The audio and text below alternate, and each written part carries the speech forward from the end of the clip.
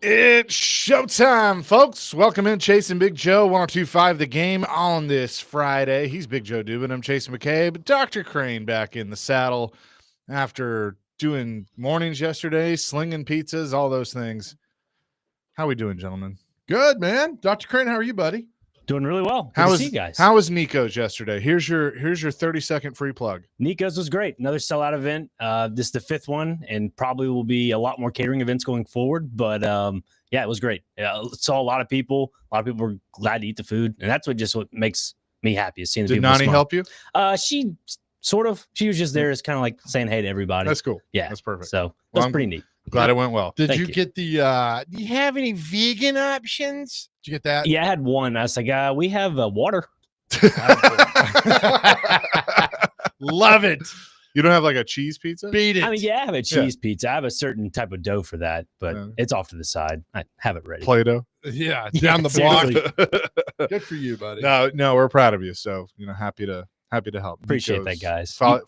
Find you on the socials, right? Yes, absolutely. And I appreciate y'all's support. Seriously, it means a lot. It really does. Of course. It's Friday. The Titans play tonight. We know that according to Brian Callahan, it would kind of be the same deal that we saw last week, but I saw that Easton Freeze of A to Z Sports putting out there that looks like no Ridley, no Lockett, and that Cam Ward would get a lot of time with the young receivers tonight. Okay. 2 series? All right. There's a lot. If that's I bet he gets 3. I bet it's 3. I bet they do the first quarter. Well, if they don't get the ball back like they did in Tampa, that's do all that. I don't know. I mean, I'm tired trying to figure out what the Titans are going to do in the preseason because they know best, what they're going to do, how much time they need for Cam Ward. I just don't think Cam Ward is ready to play an entire football game, and you got 3 weeks to do that. And I don't know. Can you go a whole 4 quarters in the NFL? We'll find out. I don't want to find out in Denver on September the 7th, but nobody's asking me. So I find this interesting too. So Bill Barnwell of ESPN, I saw this, and we'll get to our question of the day in a few minutes. Chris Sanders is going to join us at 1:00. Our buddy Greg Pogue at 2:00 to talk about some high school stuff that he is going to be a part of. I have a deep dive on the Titans running game that I want to get to. So we got a lot to jump into today. But Bill Barnwell of ESPN, so he tweeted this out about 4 hours ago. How often did defenses face the opposing team's preferred quarterback last year? So the starter. Okay. The league average, 76.4% of the time. The Titans, Colts, Bengals, Commanders, and Jaguars face backups the most often. The Browns, Rams, Vikings, 49ers, and Chiefs face the QB1 the most often. So the Titans, according to this, 60% of the time saw the backup. Okay. And went 1-6. Went 1-6. Nice. So we're not using the word starter anymore. Preferred. Is that what QB1, I guess. That how, thanks, Bill, for trying to figure something else out with that. That's a waste and exercise to me, Bill. I mean, that's last year's team. I mean, new people, new personnel. But it's interesting. Coming in. Yeah, I mean, it is. I mean, we just know the team was bad last year, and are they getting any better this year? Again, we'll find out here in a couple of weeks like that. But it's just overall, it's just a bad year. And it's crazy because just 3 years earlier, you were the number 1 team in the AFC, and now you're bringing up the rear. It's just, to me, fascinating how fast you could drop down and have the number 1 pick in the draft. It's crazy, man. Yep. And that's why I think this is probably 6-7 win football team at best. Well, you've given them 2 extra wins there along the way. At best is what I said. I think 5-12 is the sky for this football team this year. I hope I am wrong. We've been wrong before. I hope I'm wrong. The reason I add the extra 2 is because you never know towards the end of the year with the opponents you have of like, where are they at? Are they in? So are they backing off a little bit to keep guys healthy? Yeah. So I mean, there's some of that to consider, but we'll see. So tonight, preseason game number 2 against the Falcons in Atlanta, 6:00 kickoff on Channel 2. What do you want to see from Cam Ward? You're Sling not it. right. That's my thing. Throw it. Yeah. I don't need to see a lot of running. No, I want to. We talked to Hasselbeck the other day. I want to see a hurry up offense on the field and go, go, go, go, go. Not, I don't care. You can hand off to Tony Pollard. That's fine. That's wonderful. But see how you can go against different coverages and all the good things that go with that. That's what I want to see. But who knows? Brian Callen might run the ball 8 times in a row, and that'll be it. Kaharski just putting out sitting tonight for the Titans. Injured, Tavondre Sweat with the tonsils, Winston, Joseph Day, Harrell, Spears, Landers, Cushenberry. He's going to go through warm-ups, though. And Snead, healthy scratches. Simmons, Ridley, Pollard, Lockett, Zeitler, Diggs. Then why play Cam Ward? O-line. The O-line's playing except for Zeitler and Cushenberry. So you got 3 of the 5 out there. I wouldn't put him out there if that's what you think. And Levin sucks at center, by the way. I don't know who the guard it puts in there for that. I think Levin's been okay. I'd be concerned about that. So he got pushed back by the Bucs last week with something fierce. But hopefully he's done when Cushenberry comes back. All right, so who's the running back tonight? Spears is out. Pollard's out. Is it going to be Chestnut and then Haggis? Who's the guy from Michigan? Haggis? No. Is it Hassan Haggis? That's his name? No, Hassan Haskins. He's not on the team anymore. Oh, is he not? No. Well, damn. Khalil Mullins. Yeah, they have another running back. The 5'2" guy. Yeah, who is also from Michigan. So you were half right. Okay. Actually, weren't even close to right, but we'll go with it. Okay, yeah. Well, there you go. So throw the ball. You've got a plethora of receivers out there. Throw the ball. 3-step drop all night long. So you got Julius Chestnut, Jamar Jefferson. You're a big fan of his. Jordan Mims, Khalil Mullins. Those are your running backs tonight.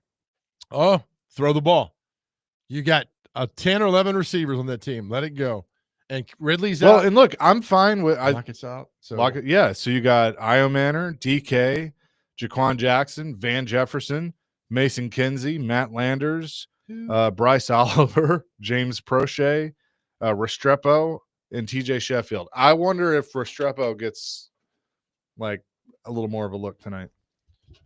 He's not on the team right now. He's not even close to being on the team right now. So throw him out there and just play him. I wonder if Cam goes to bat for him. Sure. I mean, he has to. And they're buddies. I mean, I would too for all but if I'm Cam and I know that Ridley and Lockett aren't out there tonight, I'm going to Callahan and say, like, hey, will you put Restrepo out there? Give me some time with him. Like, just play him. And that's fine. It's preseason game. So do it. All with you on that to see what they can do. But I want to see the up tempo tonight and go down the field. After that, I mean, I think the viewership after Cam Ward comes out of the game tonight will drop by 1 billion%. So how much do you think? I thought about this. So they're obviously in the Dome tonight at Mercedes-Benz in Atlanta. Last week, they had a ton of rain before the game. The turf wasn't very good.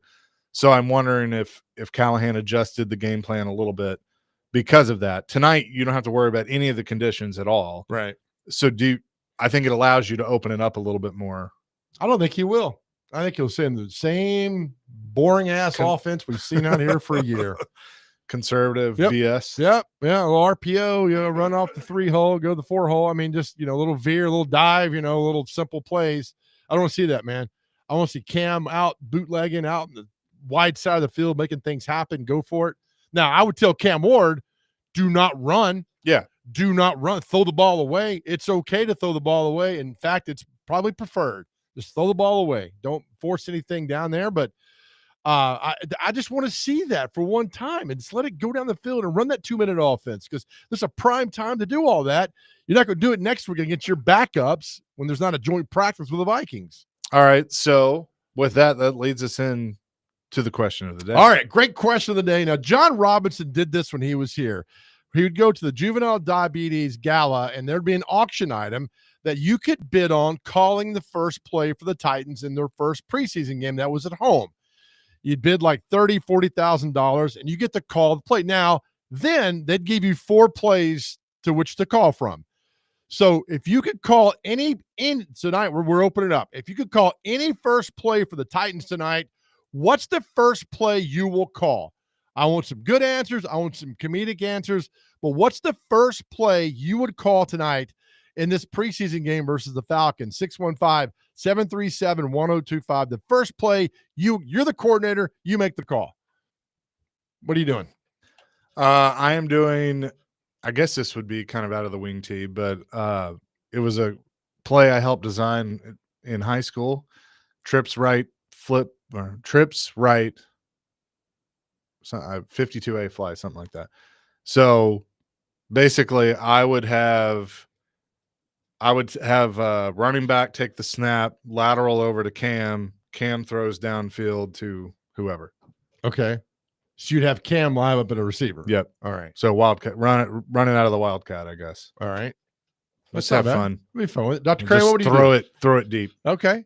I like that. What do you do? Probably a jet sweep. I think, like we were saying, James Prochet might be the guy to give a jet sweep to, or Bryce Oliver. Get those, wide receivers, get some involvement. Do you let him throw it, or do you just No, just touch pass, sort of. Okay. Yeah. So you snap it to Cam. Cam flips it out to him? Yeah. All right.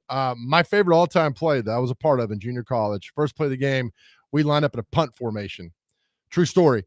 And the other team flipped out, did not know what to do, running guys on and off the field, and my job was to snap it to the up back, snapped it to him. We were in punt formation and got about 48 yards down the field. Defense had no idea what was going on. You want to confuse the defense as much as you can. To me, line up in a punt formation. The Falcons are going, what the hell is this? Run the play. You'll get a minimum 30 yards. That's what I call it tonight. But you can take it anywhere you want to. 615-737-1025. That's our phone and text line, driven by WilsonCountyHyundai.com. You get to call the first play tonight for the Titans. What are you calling? 615-737-1025. Texts are rolling in. We will get to that coming up next. Also, I did a little research last night because I was having a conversation with Music City Bets on rushing touchdowns. And I was like, how many rushing touchdowns they have last year? And I was a little surprised by it.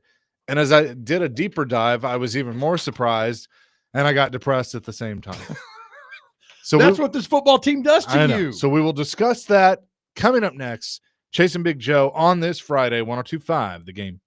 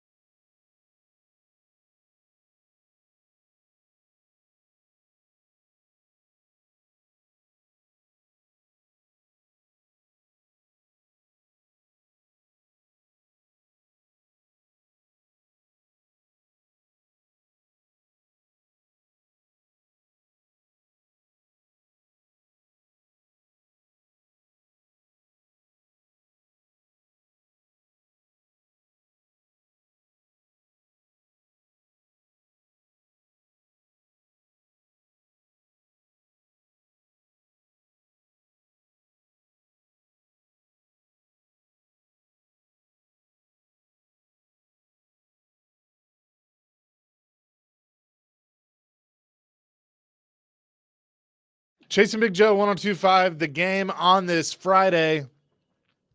Hope you're having a good start to your day. Our question of the day, you get to call the first play for the Titans tonight. What do you call him? We'll get your calls and texts on that here in just a few minutes. He's Big Joe, Chase McCabe, Dr. Crane, Nick Frazier. So last night I'm chatting with our buddy, Ricky, Music City Bets, and he was looking at Pillow talk. Go ahead. Sorry. Go ahead. That's not funny to me. Keep going. So anyway, he was looking at touchdown props for Tony Pollard. All right. And it was like there was one that was like 6 or more or something like that. And so it got me thinking of how many rushing touchdowns they actually had last year. Oh, okay. The total was 11. That is it. God. 2024, the Tennessee Titans rushed for 11 touchdowns. Tony Pollard had 5 of those.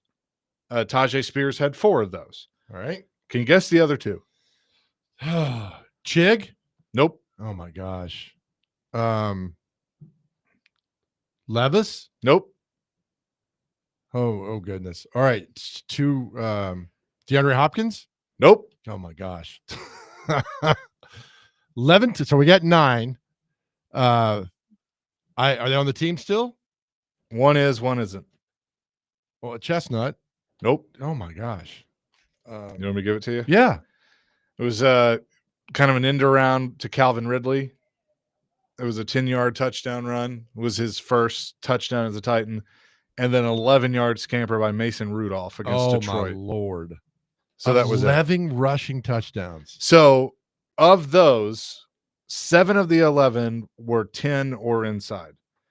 Only 4 were inside the 5, which tells you just how terrible they were in the low red zone. Remember, there was a game, Paul brought this up. I forgot what game. It might have been Detroit, that they were literally on like the 2-yard line, had 3 shots at it, couldn't get it in, wouldn't throw it, got a penalty or, drew a penalty. Right. So they got another set and still couldn't get it in. I remember that game. And walked away with no points. They were terrible inside the 5. Pollard and Spears each had 2 inside the 5-yard line, 3 inside the 10. So I was like, man, that is really depressing. It gets worse.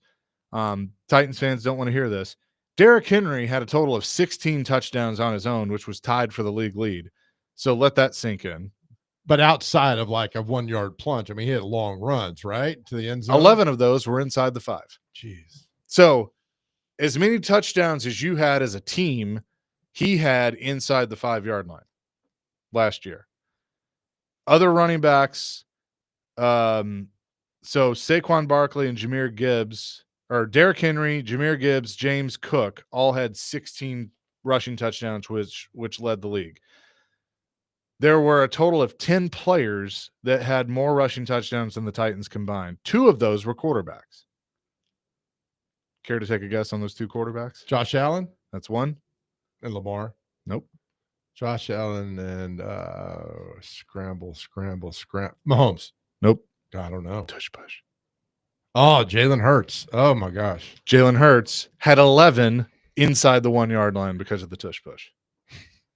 And Josh Allen had 12 total. Pretty good. The way you wear a team down is just pounding that football, man. Others that had more than the Titans, Josh Jacobs with 15, Bijan Robinson, Kyron Williams, Jalen Hurts each had 14, Saquon with 13, David Montgomery and Josh Allen with 12, and then Jonathan Taylor and Joe Mixon had 11, the same as the Titans. Good Lord. You bring that up. How'd they even win 3 games last year? Right. Well, and here's what's funny. As I looked at all this, one of the bright spots that we always talked about was the run game. Right. Because you have 1,000 yards. You're right. And I've just kind of put a, Baby Ruth and the punch bowl on that. The Titans in 2024, total rushing yards as a team, 1,855. Pollard had 1,079 of those. Spears had 312. Do you know who the 3rd leading rusher on the Tennessee Titans was last year? Mason Rudolph. He had 106. So he was 4th. Will Levis. with 183. That's brutal. Chestnut had 102. Calvin Ridley 55 on the year, and then there were a few others that two backs had more than the Titans combined.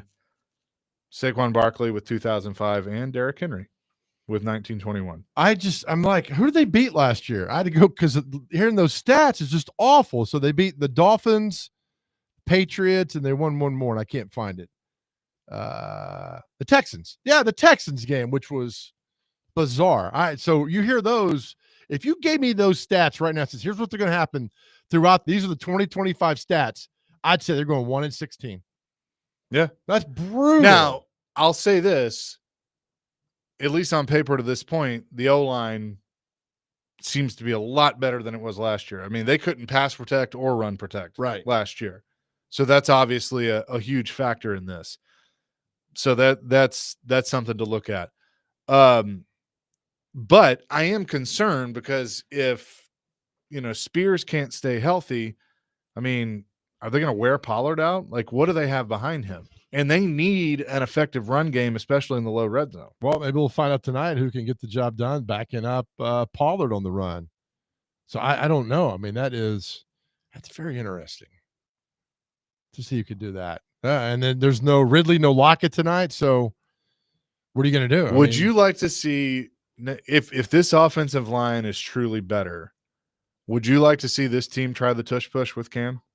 I would say absolutely not. Yeah, because can't stop it. You're going to get him. Well, right, but you have a very good chance of getting probably your most effective player hurt. How are you going to get him hurt? That's always my thing. Because I mean, he's getting pushed and jumped on, and yeah, I mean, I would if you're pushing him, the guy who's pushing him, I would jump on Cam and protect him that way. I mean, I think he'd get injured on a backside blitz more than he would on the tush push. That's just me, but I would. Look, man, that's mano a mano right there on the 1 yard line. The Eagles just reveled in that. Watching Jason Kelsey do that 2 years ago was beautiful. Wow, how they just mash people. So, yeah, but the problem is, are they ever going to get down there to do that? I don't know if they can. I worry about it. I worry about that they can do that. Again, you hope that some of this is a little bit better, but at the same time, it really like the one thing that we were all like, yeah, running wasn't bad. It was a bright spot. And then you break it down and look at these numbers and you go, oh, it's awful. I mean, that's why I went back and looked, who did they beat last year to do that? I mean, they were out of so many. Remember the Buffalo game, how brutal that was? The Lions game was brutal. When you can't run the football, that's your default, is that you're going to the air and then they know what you're going to do. And you just can't run your offense that way. That's why an effective run game is so powerful to every single football team. Yep. 615-737-1025. Back to our question of the day, which is you can call the first play tonight. Any play you want. What would you call? Rashad has weighed in on our phone line. What's up? Guys, I would win the toss, accept to receive, and run the Music City Miracle throwback. The home run throwback? Y'all have a good day. Yeah, there you go. Appreciate it. That's pretty good. Can you do that now? Because everybody's at the 35. Yeah, it'd be a little different probably. You'd have to have guys retreat back. And if you're retreating back, the other guy's lined up on top of you already. You got nowhere to go. So at least Music City Miracle, they were still coming down the field. You had guys picking guys off left and right. Now you don't have that opportunity. I feel like you'd have to use the middle of the return wall and use it as like a pulling guard almost. So the middle of your return wall is a pulling guard to the left. Okay. And then you throw the throwback to somebody on the left side, and you may have a funnel. Basically, you start on the outside left shoulder, funnel it back inside because you may have a gap there. So now I'm totally confused on this, which is great because I would do what you say right there. I'd have like 6 of the guys sprint to the left immediately, and then the Falcons are like, where the hell are these guys going? And then they go after the court there, and then you'd have a guy drop. I don't think it would work because you have to drop a guy back past the returner, and somebody's going to be on top of him. I like it. I mean, why not? I mean, 2 returners back there. You got to remember that. True, but then one guy's got to split off. So if they split off, I'm having one guy say, that's your guy. Jim from Mount Juliet says the Statue of Liberty. God, I love that play. Yes. Michael and Madison said, take a knee to get the preseason over. Could you imagine if they did that? That would be so fantastic. Okay, I don't understand this. Maybe you understand this. Mike from Nashville says the annexation of Puerto Rico. Is that a play? From Little Giants. It's a fictional play. Right. Oh, Yeah. okay. Remember they all do right. it John Madden and that nerdy kid? Yeah, that was funny. Okay. All right. I didn't get that one. We got a great our audience is fantastic. 1325 Spider 2-Eye Banana. I still don't know what that means. 02. I don't think John Gruden does either. 0248 says the fumble Ruski. Again, that play is I think it's outlawed. Not outlawed. I think it's banned. You cannot do that. You can't Probably put the not. ball on the ground anymore. Beth and Mount Juliet, a Hail Mary to let them know we came to play. First play, run down the field. Cole from Nashville, definitely calling a flea flicker. Cam bombs deep to DK or anybody that's open. Those flea flickers, when you see that happening, the entire stadium stands up like, here we go. And then he throws the ball down the field. Craig says, tush push, 2 yards in a cloud of dust. That could you first play they come out and ran the tush push? I mean, the Falcons would be like, what the hell's going on here? You're already in their minds. You probably get a good 4 to 5 yards off of that. Nevada Josh says, I would set it up where it looks like a Hail Mary bomb to Restrepo, then screenplay to Hunter. Not Hunter. We don't have Hunter. No, but that was a great play by Wycheck back in the day where they had, I think Derek Mason was part of that. They had 3 guys on the right side, take off running down the field. Frank blocked, then slow release, and McNair hit him, and Frank got like 50 yards down the field. It's a great play. Thank you, Nevada Josh. A fullback dive. Oh my God. They don't even have a fullback on the team anymore. What was the guy we talked about a few weeks ago from Alabama, the fullback that walked around the locker room naked? Justin Fowler? That's it. God, Yeah. how do you remember that? I don't know. I'd have sat here for an hour. I remember crappy Titans player. Or below average Titans Remember player. he got the ball against the Colts on the one and couldn't get in, Yeah. and it was a big fight, and he tried again. I think he ended up fumbling the ball. God, man. 615-737-1025. If you want to keep weighing in on our question of the day, you get to call the first play. Any play you want for the Titans tonight, what would it be? Game number 2 tonight against the Falcons. More coming on that. Chasing Big Joe, 1025, the game.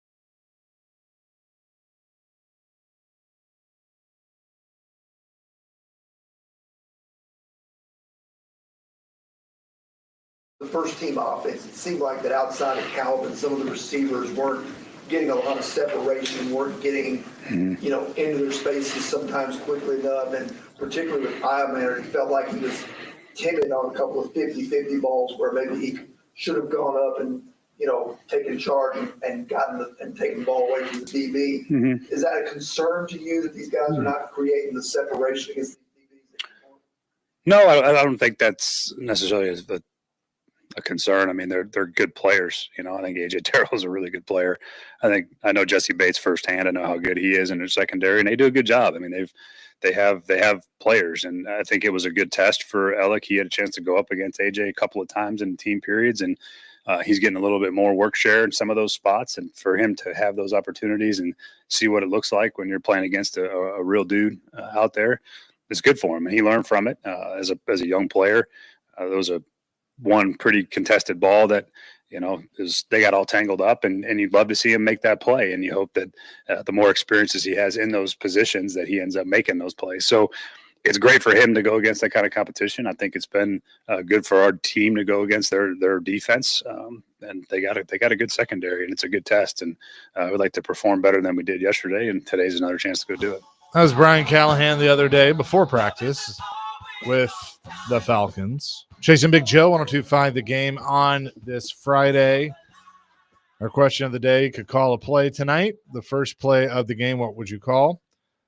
615-737-1025. There was something that I wanted to run by. You were in TV a long time. Correct. You may know where I'm going with this. Okay. When you're writing your scripts and everything, you fill out what goes on the lower third, right? All the time. Right. And you've had some funny ones, like you had the one with Mike Fisher, married to someone famous. Correct. That went viral. Yep. There was a station that put Michael Penix Jr. on and had a very misfortunate typo, replacing the X with an S. Can we say that word? I don't know. You can probably, yeah. I'll just leave it up to the imagination. Okay. Yeah. It's for educational purposes. Yeah. Yeah, right. You have to use your mind on that. Yeah. A lot of those lower third graphics are autocorrect, which is a huge problem. And that's what happened, I think. So you think it was autocorrect? I think it autocorrect. Or, Michael Penix. Yeah. You just like surely nobody thought that's how you spelt it, right? No. But if it autocorrects to that, right? Yeah. And that is a word, yeah, sure. It's not going to flag it. Yes. It happens. It would not do it. Now, like when you do Will Levis, when you would write him in your phone, Levi's every time. Yeah. When I first got my phone, I type in Nick Saban. You know what it autocorrected to? Satan. True story. So you had to make sure. So Tennessee fans thought that was right. probably accurate. So go back and look at that. But I saw that. I thought it was a joke, and then saw it again, and then the X is gone in place of an S. That's had to happen. But I mean, times. like, what's like the dumbest, craziest thing you remember happening at some of your stops? Somebody put a closed captioning in as a placeholder. It says it's for the Stanley Cup first game between the Preds and the Penguins. And it says, we got a great pregame for all you bastards coming up. And it went over closed caption. Everybody saw it. And so I'm in Pittsburgh. My boss calls me. She's like, we need to talk. I'm like, about what? She's like, I know you put it in there. And I'm like, Denise, I'm in Pittsburgh at a bar that nobody's here. I didn't do that. And so they never found out who did it. I would never fess up to that. No, I mean, it is a placeholder. I had an idea of some people that did it, and but it happens. But it was Beasley. He wasn't there yet, but I would have blamed it on him. My favorite was our friend Deja Knight at Channel 5.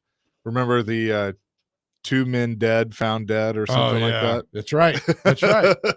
I have that graphic saved somewhere. I need to find that too. There's one of Greg Pogue that's your favorite. That is, man, that was, we can't even bring that up.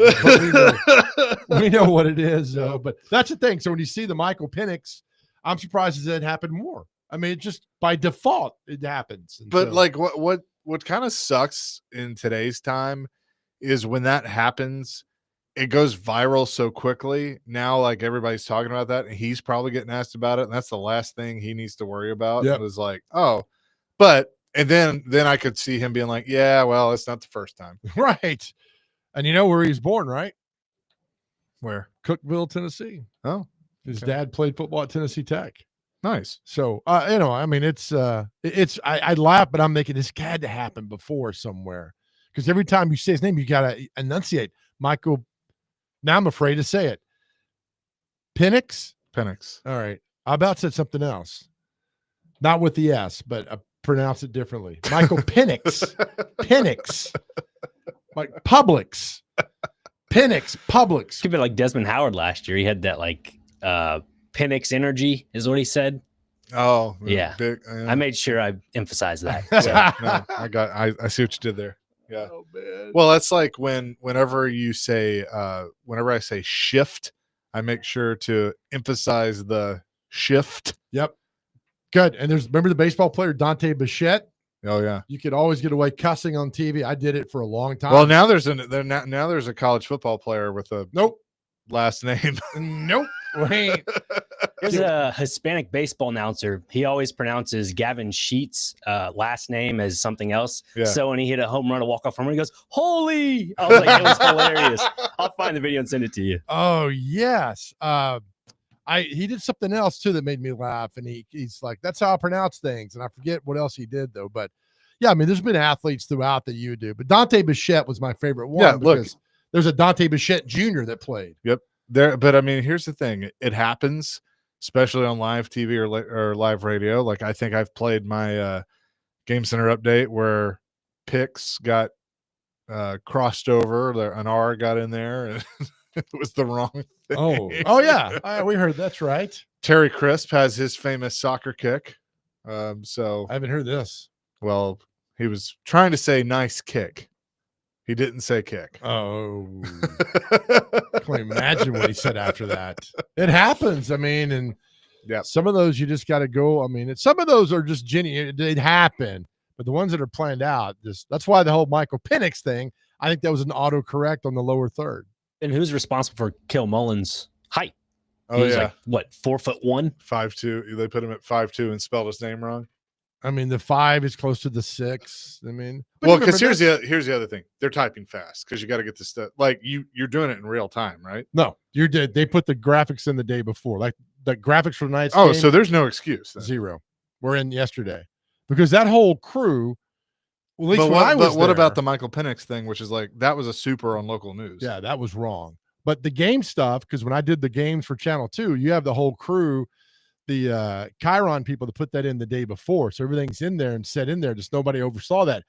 Plus, when I was there, they would hire the Channel 2 crew to go down and do that because it was free labor. And often when you get free labor, you get a lot of mistakes that happen. Because it's a little half, you know what, in there. Yeah, right? Yeah, I feel that. I definitely feel that. I understand that sometimes. Yeah, it does. 615-737-1025. We'll get back to some of the question of the day. And you have some rankings that you have looked at for the Titans. ESPN came out with position rankings, the top 32. And I'm telling you, there's one place where the Titans are ranked, which blew my mind. And you folks will enjoy this. We will discuss that. Coming up next, Chase and Big Joe, 1025 The Game.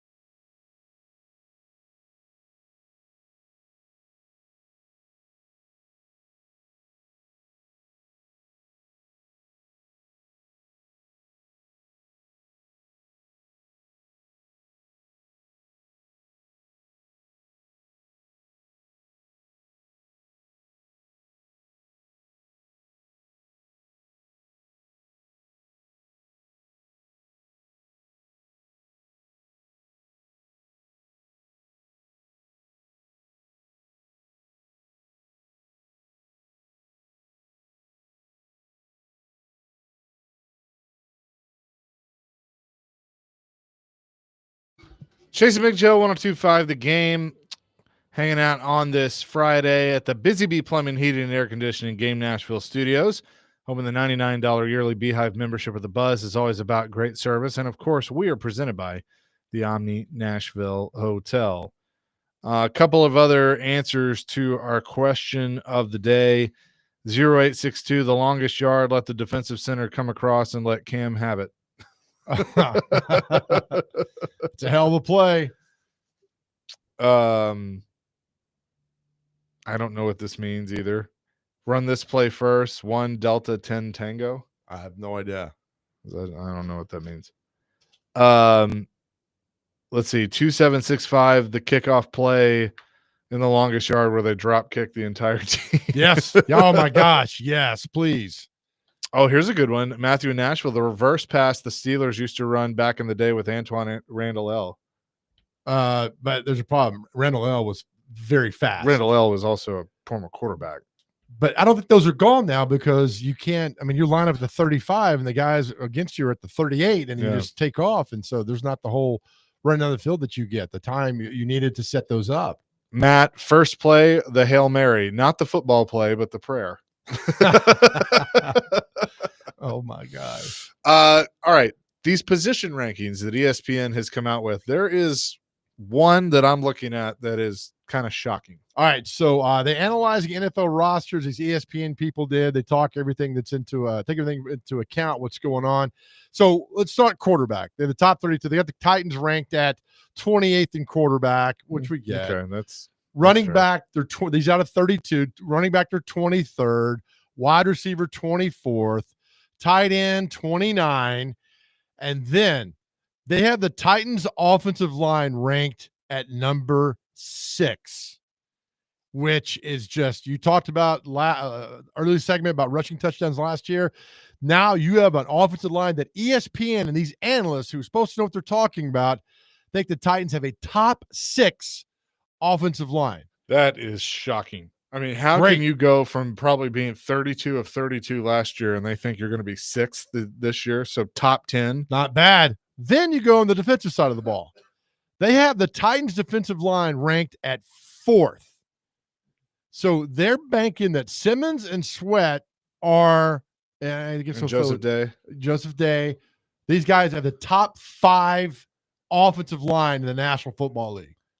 Well, blown away. So let's go back to something that Jeffrey Simmons said on the Nashville Game Changers podcast with Jill Jelnick. He talked about being double teamed as much as he was last year. So that means that offenses and other teams are not taking him lightly by any means. I think that would factor in. I mean, if you're having to double team a guy on every play, just about, that would mean that your defensive line is viewed as pretty potent. So, and if Sweat takes the steps forward that everybody hopes that he's going to take this year, then I mean, I don't know if I'd go 4th, but I mean, I would say definitely top 10. At 3rd in this defensive line are the Colts. Oh, so not bad. Now, offensive line back up there again, coming in at number 6. Actually, I'm wrong. They're number 5. This is what I get for writing down too fast. The Titans O-line? They're 5th. They got him number 5. My bad. My bad on that. My bad. 5th. Yep. Philadelphia, Denver, Chicago, Minnesota, and Tennessee at 5. I'm so sorry. Yeah. So top 5 offensive line in the league. Jacksonville is the worst at 32. So look, I'm telling you, what did the Cowboys do? They got Zach Martin and they built some other guys. Yeah. Collins. Build in the trenches. Yeah, build those guys there and figure thing out after that. Now, linebacker 30th, outside linebacker 30th. They're terrible. Defensive backs 18, safety 24. Overall, they had him at 26. But I'm telling you, if I look at that list and I say, what's 2 spots you want a top 5? That's right there. I would take me the line. Wouldn't safety be a DB? That they've got him separated in That's here. Interesting. Yep. Yeah, the corners are interesting because I think they could be higher than 18th. I think they could be lower than 18th. Oh yeah. Like I don't know what that is right now. Let me see. Because like I'm not counting on Snead at all. So you could tell me right now the top 5 are the same 5 you're gonna pick to win the Super Bowl. You could tell them. In Overall, all these position overall? rankings. Kansas City's 4th. Buffalo 3rd. Philadelphia, second, Baltimore, first.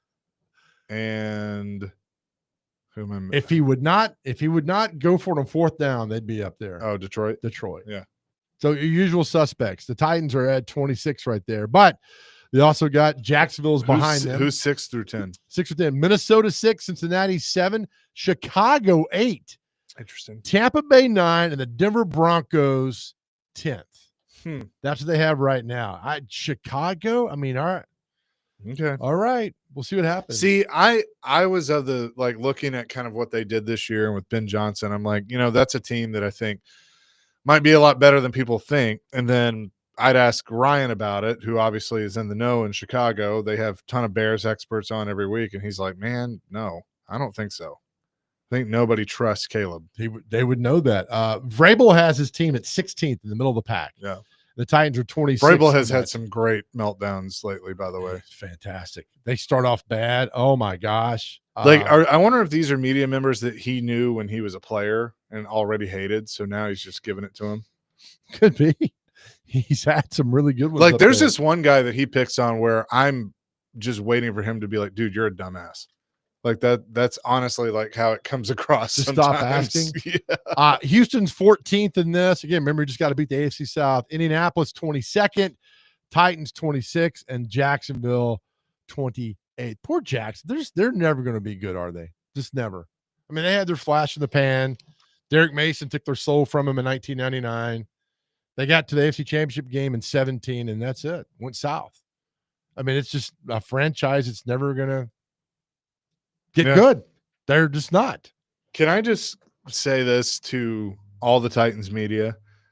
It would be the funniest thing ever if Kuharski and Terry McCormick and Rex Rode and John Glennon, Buck, all of them, instead of when the Titans play the Patriots, instead of going to the Titans availability afterwards, they just all went to Vrabel and sat on the front row. Especially if the Patriots lost. Yeah. Even better with that. Well, they sent Teresa in to take the first question. They offer up the opposing coach, right? Like during a Tuesday or Wednesday. Oh, yeah. So, I mean, we've got to be on that. Have to do that. Get Oh, Vrabel man. on there and ask questions. Can you imagine? He's like, what do you idiots want? Can you imagine? What would you ask on that conference call? You know what I'd ask? Hey, Mike, you sold your house in Nashville yet? Just to piss him off. And he'd go on a tangent of something, not expecting that. Like, hey, Mike, why'd you get fired? Hey, Mike, we talked to John Robinson, and can you corroborate a few things for us? Click. Do you think Vrabel would use, I guess, the Nashville media if this were to happen, like mixed with the Patriots media? Now, see, that's how you ask a question right there, so-and-so, stuff like that. He could if they're all fake, but on the conference call, it's just strictly Nashville media. I know. I'm just saying in general, if they were in person, that's what I'm saying. See, that's how you answer, Here's what we're going to do. Here's what we're going to do. About 2 weeks before that game, I'm going to email Patriots PR and I'm going to ask for him to come on. They're either not going to reply or they're going to say no, but we're going to do it. And I really want to know, gosh, I wish there was somebody I knew there that could tell me what he would say. Hell no, I'm not going on in Nashville. But it would be hilarious. Might as well ask, right? Yeah. Oh yeah. We're gonna request him. But I mean, he barely said yes when he was here. He hated doing this stuff. So I think I interviewed him one time. He came on with me and Michelle one time. Really? And you could tell he was just like, I would rather be doing anything else. I think I even made the joke of you'd rather be doing something else, wouldn't you? And he goes, oh yeah. I love you guys, but I hate doing this. Yeah. So that's what it was. 615-737-1025. I'll tell you who loves doing this stuff. Forever Titan Chris Sanders. He will join us coming up next here on 1025 The Game.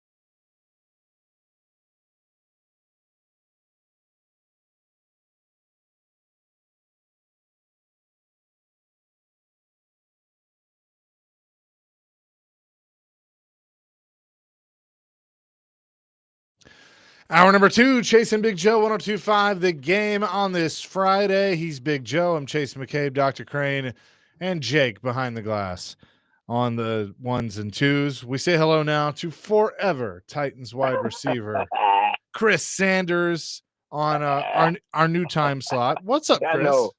Man, what is good? Man, I'm actually doing pretty good. We got a scrimmage today at 6:30 against a team called Rockville in Murfreesboro. So I'm kind of amped up right now, ready to go. But also, too, I'm going to take the Tennessee Titans football game and see what they're going to do tonight. All right, how the Big Red looking?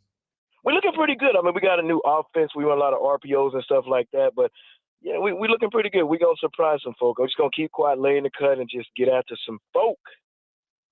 Well, I love hearing that. That's awesome. So there's a guy that I am looking at tonight because it's come out that it looks like no Calvin Ridley, no Tyler Lockett. My goodness. So Alec Iomanner. Yeah. I need to see something from you, young man. You got an opportunity to, especially to play with Cam Ward for a little bit. I want to see what number 5's got. And me too. I mean, we always talk about opportunities, and I think it's a great opportunity for Alec because the thing about it is, just say the scenario happens in the year to where he goes down, he can be the number 1 wide receiver. I know they got Tyler Lockett, I know they got Van Jefferson, but this is a guy that's been outstanding through camp. You watch him in the when he went against the Bucs in practice. You watch against Atlanta. This guy looks pretty good. I love the way he runs routes. I love how he makes the big plays. And here's the thing that I love about Alec. Is your quarterback trust him? So I want to see if the same thing can translate from the practice field to actually to the game field. Talking to Chris Sanders on the Chasing Big Joe show. What's happening? All right, here's your song. You ready for Let's it? go. Here we go. Yep.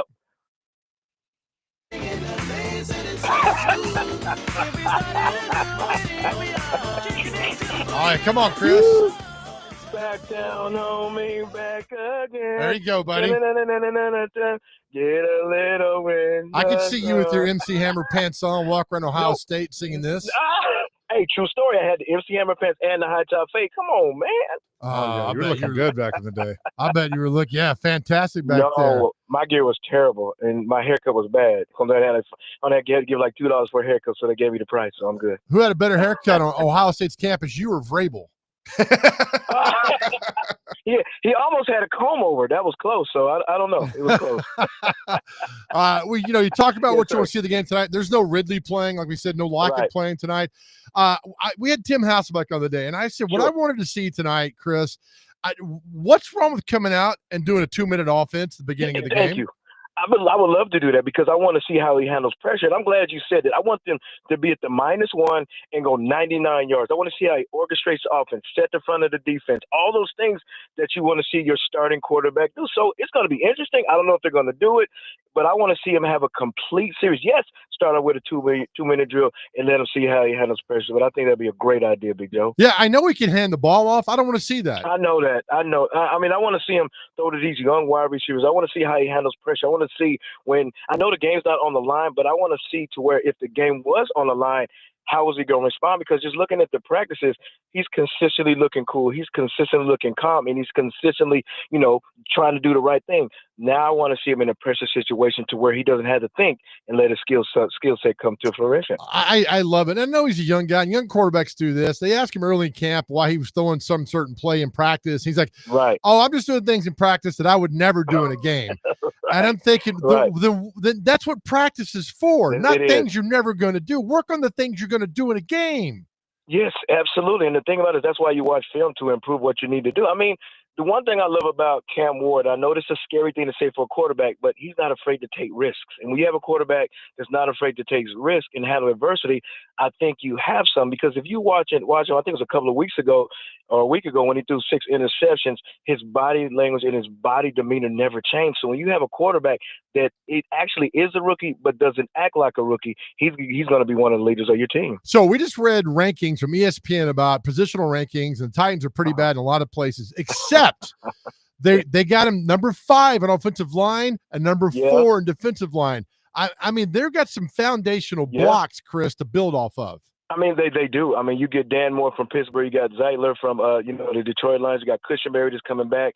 You got Skaronski. You got J.C. Latham that's playing at a top level, lost a lot of weight. So, I mean, I believe that. But the key is when they really start throwing the kitchen sink at this offensive line, because it's good in preseason. It's good and all because a lot of things are vanilla. But now when you start getting into the season, are these guys cohesively going to work together? Are they going to be able to communicate, understand where the blitz is coming from? That's what you want to see with your offensive line. Because if you look at last year, they gave up 52 sacks. I know the roster's different, but they gave up 52 sacks. You don't want that number to increase. You want it to decrease. We're talking to Chris Sanders here on the Chase and Big Joe show. Looking at the other side of the ball, the secondary is intriguing to me because I actually think there's a chance they could be really good. There's also a chance that they could go in the wrong direction because I just don't think they have a ton of depth, especially if Snead is out. Two guys I'm really curious about, Darrell Baker and Jarvis Brownlee, because I've been impressed with them to this point. What do you think?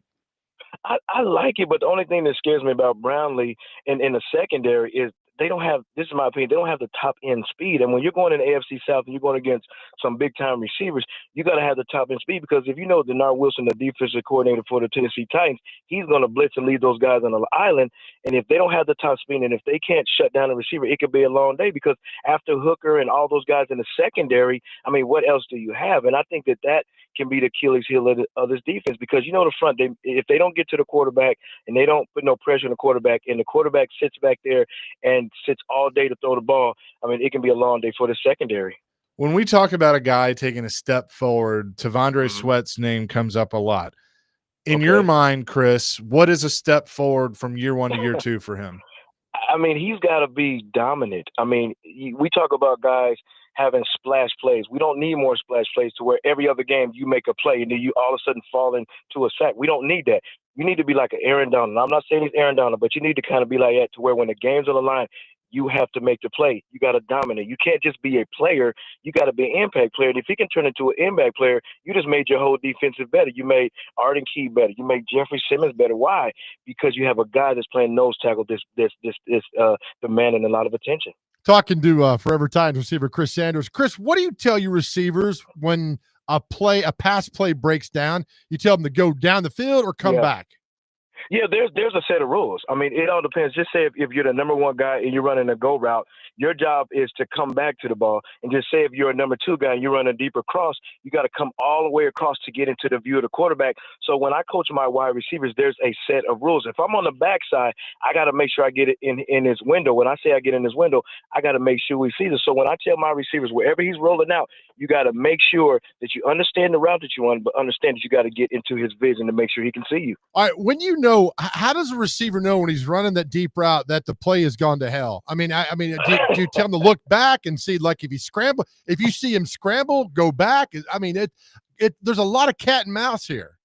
Yeah, it is, because the thing about it is you got a 3-step drop, a 5-step drop, and a 7-step drop. If I run a slant, which is going a quick game, and I run the slant, and all of a sudden it's not thrown into the window and the play is like a second long, then I got to figure out, okay, something's in trouble in the backfield. And then when you got a 5-step drop, you run a comeback or you run like a deep curl or a deep dig, and then you don't get the ball right away. You see the quarterback kind of get out of the pocket. Those are the things where the clock needs to start ticking and say, okay, you know what? I got to get in his peripheral. I got to make sure I make something happen. And if you look at Peyton Manning and Harrison, a lot of their balls were caught on the scramble, and that's what makes those guys so special. So now you got Cam Ward with some young guys. They got to understand the rules. They got to understand if they're 1, 2, or 3 wide receiver. We always talk about separation. For offensive linemen, I want your hands off of me. For your defensive linemen, all that good stuff. Who was the toughest guy for you to separate from when you were playing in the NFL? Dale Carter from the University of Tennessee. Man, one of Joe's favorites. Yeah, first of all, he's a mean dude. I mean, he was mean, but the one thing that I love about him is if I could beat him, I know I could beat some of the best cornerbacks in the league. But at that time, Dale Carter was that dude. I mean, he was long, he was physically he studied the wide receiver. So when Les Steckel told me when I was going against him, you got to do something that he's never seen before. So what he did is on the last move, that's when he throws his hand out to try to jam you. So what I had to do is I had to reintroduce myself into getting off the line of scrimmage. And what do I mean by that? That means instead of doing something at the line of scrimmage, I had to just go and make him do something that he wasn't accustomed to doing. And that's how I beat him for 2 touchdowns. Oh, goodness. Good for you, buddy. He is Forever Titans wide receiver Chris Sanders joining us here in the program.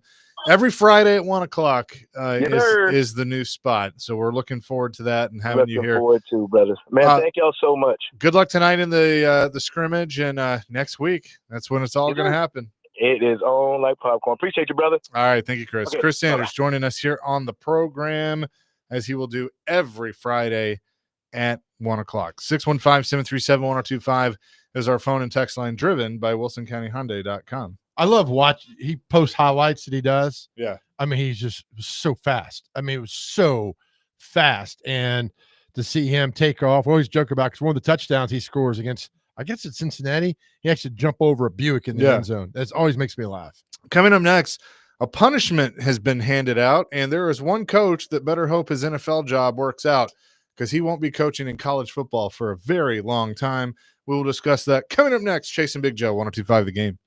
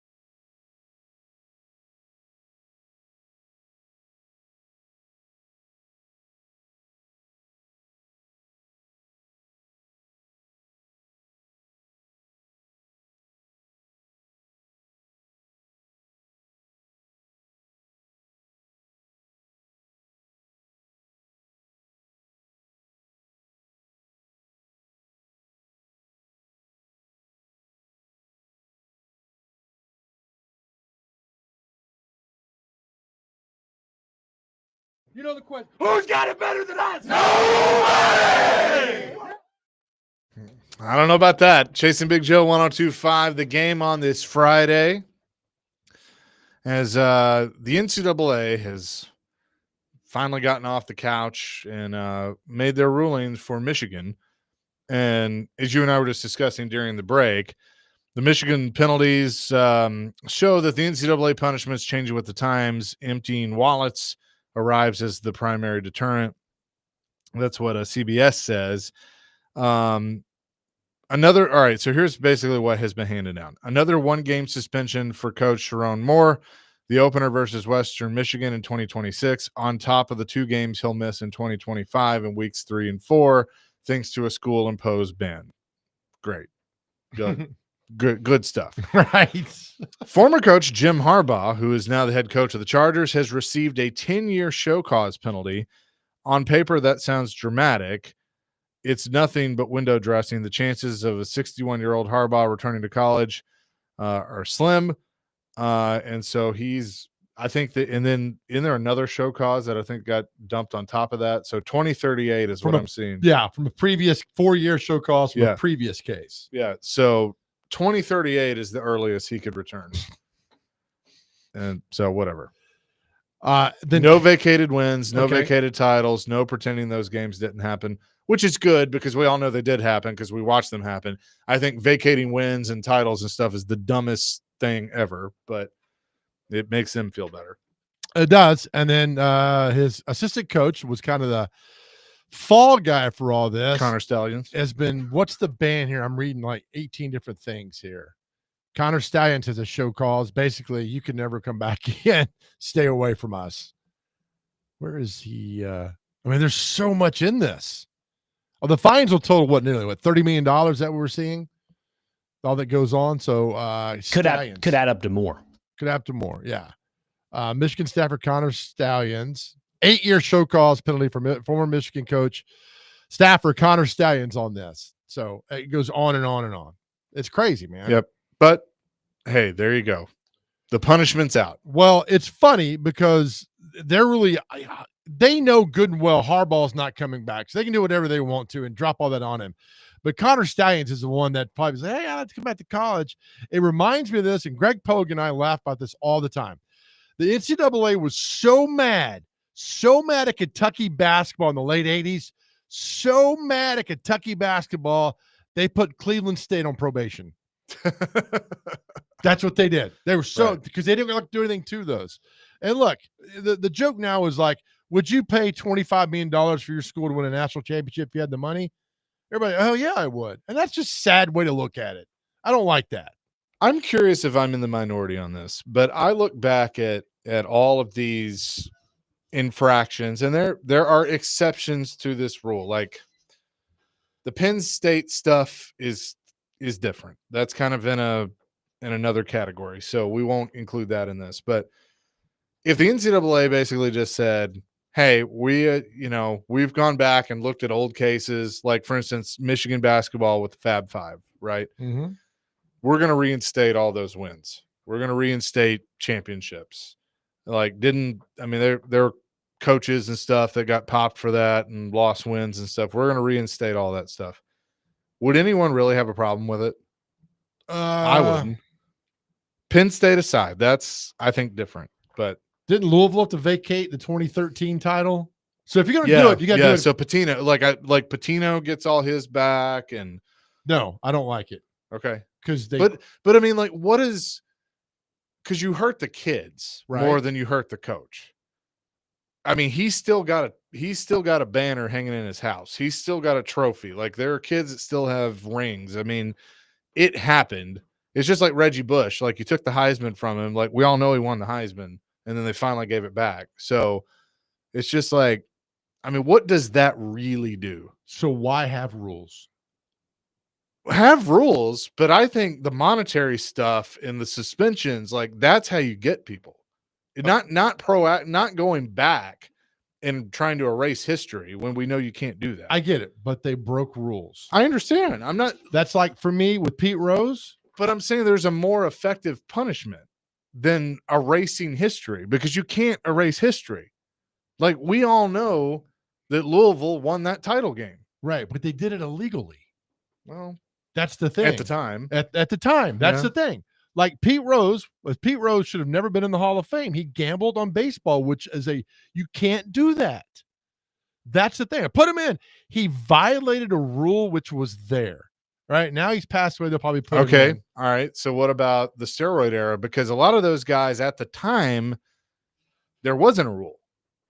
I don't. If they weren't breaking a rule, then it's fine. They're breaking a moral rule in people's minds, but True, but that's not going to stop you getting in the Hall of Fame. I don't That's know. not a rule.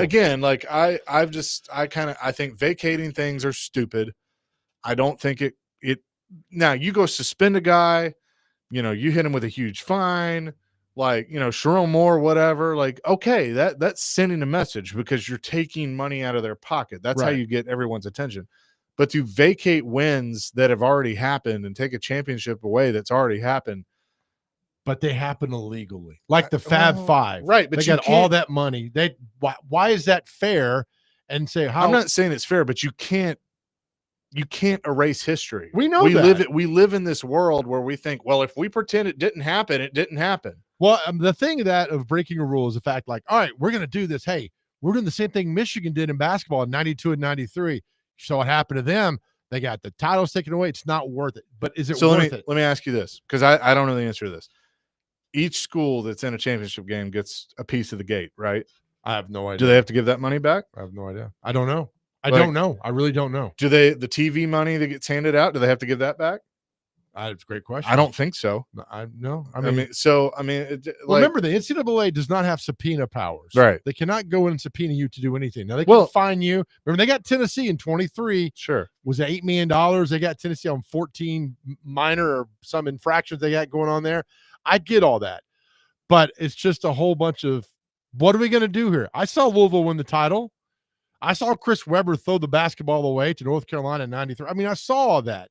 So now it's a problem of like, all right, what do you do with it? We're going to leave it there. I don't know. And their best thing is vacate it. You violated the rule, get it out of here. Yeah, because it's easy for them because they're the reason that half this crap happens because they're asleep at the wheel all the time. Yeah. Like the NCAA sucks. let's just call it what it is. I mean, they have allowed all this BS to happen for years and years and years. And then finally it took a ruling of the Supreme Court to basically tell them, hey, idiots, you do have to pay players. Like they do, deserve name, image, and likeness. And then they sat around and are like, well, now what do we do? So let me ask you this. Has the NCAA ever gotten it right? No. But nothing comes to mind. But I'm like, have they ever No. gotten it right? Have they ever? That's my point. That's my point. So- and that is the frustration of coaches, administrators, ADs, players, and everybody else, because the NCAA just sits there and is like, doo, doo, doo, doo, doo. So They're you like don't they're Homer Simpson sitting on the roof twiddling his thumbs. So you don't think they got it right against Reggie Bush? Reggie Bush violated every rule at the time in 2004 and 5. And you can He go back did- and say right. now, NIL I is mean, okay with that. But right, at the time, right. he violated wasn't every it, rule. wasn't it his family? Yep. Yeah. It wasn't him. It was the family. Getting the money, yeah. Right. And I mean, that's where there is a gray area, because you're right. How rules gray? rules were violated, but it's like at the same time, do you really care? I mean, I don't. Some do. A lot do. Yeah. I was adamant about Pete Rose not being in the Hall. Nobody listens. Sure. Nobody cares about me, but you violated a rule, man. You were told not to do that, and you did it. Then you went and said, I'm not a bad guy. I never bet on the Reds. And Yeah, well, that right there, Pete got punished because he had times where he was a bad guy. he got punished because he violated the rule. And so Yeah, now and was a jerk about it. it was a big time jerk about it. Ben says Harbaugh played chess instead of checkers. The NCAA can barely play Connect Four. He's right. Yep, that's 100% true. Yep. So there you go. That's the Michigan penalties. We'll get back to our question of the day. You can call the first play, any play you want to call in tonight's preseason game with the Titans. 615-737-1025. It's Chasing Big Joe, presented by the Omni 1025, the game.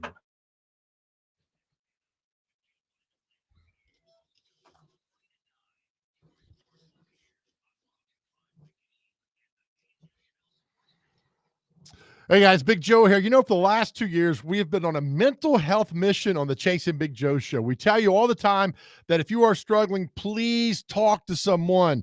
Talking to someone can save your life. It saved my life. If you're in that dark place, anxiety and depression, I want you to know that help is around the corner. We're so excited. We've partnered with Unity Psychiatric Care, a wonderful place right here in Middle Tennessee for you to get well, and it works. Here's all you got to do. Just go to GameNashville.com, click on the Chase and Big Joe show, and there you'll see a link to Unity Psychiatric Care. So many have reached out to us in these last 2 years. Now we have a partner and a foundation that cares about you. And listen, you do not have to go through any of this alone. Or you can call 1-888-508-8002. That is 1-888-508-8002. 8002. And we tell you all the time that we love you and our world is a better place because you are here. So if you're struggling, please reach out. Nobody's got to know you're doing this, but we need you to do this. Go to theGameNashville.com, click on the Chase and Big Joe show tab, and you'll see all the information you need for Unity Psychiatric Care information. Help is just around the corner, and you do not have to go through any of this alone.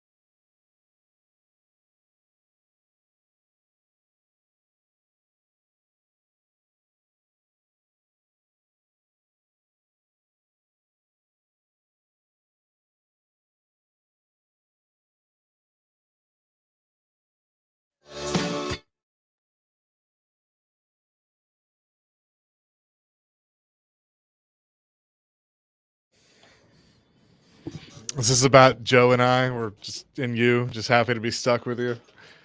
I mean, who else would you rather be stuck with? Right? By the way, this song is 40 years old. I like to put my head in the oven. Right now. Sydney Sweeney. I'd probably rather be stuck with her. It's a good one. You know, it was funny. I watched yesterday on Roku. There's a dedicated channel to Knots Landing, which is on 24. Knots Landing was a wonderful, terrible, beautiful soap opera back in the 80s and 90s. And my first crush was Donna Mills. She played Abby on Knots Landing. So we talk about like kids or everybody, you know, Sydney Sweeney's a big crush. Donna Mills was my first ever like, oh my God, I'm 15 and I'd run away with you. Of course, she'd get arrested, but I'd be happy as you know what doing all that. So who was your first crush? Jennifer Aniston. From Friends. She doesn't age. No. I would love, like, I feel like if, you know, she's one of those, like, if you could get to her, like, get to her people, I feel like if she was in Nashville for something, she'd come on this show, it would be fun. Like, we would laugh. Like, she just seems like a really bubbly, cool person. Horrible Bosses. Oh, she's great in that. I mean, I'd like to think that's her personality. But I mean, to me, in my generation, she will always be Rachel Green. Always. I mean, but Jennifer Aniston and Rachel Green seem like the same person in some ways. That show is still popular today as it was back then. Everybody still watches that show. And there are people how old were you in 2004? 6.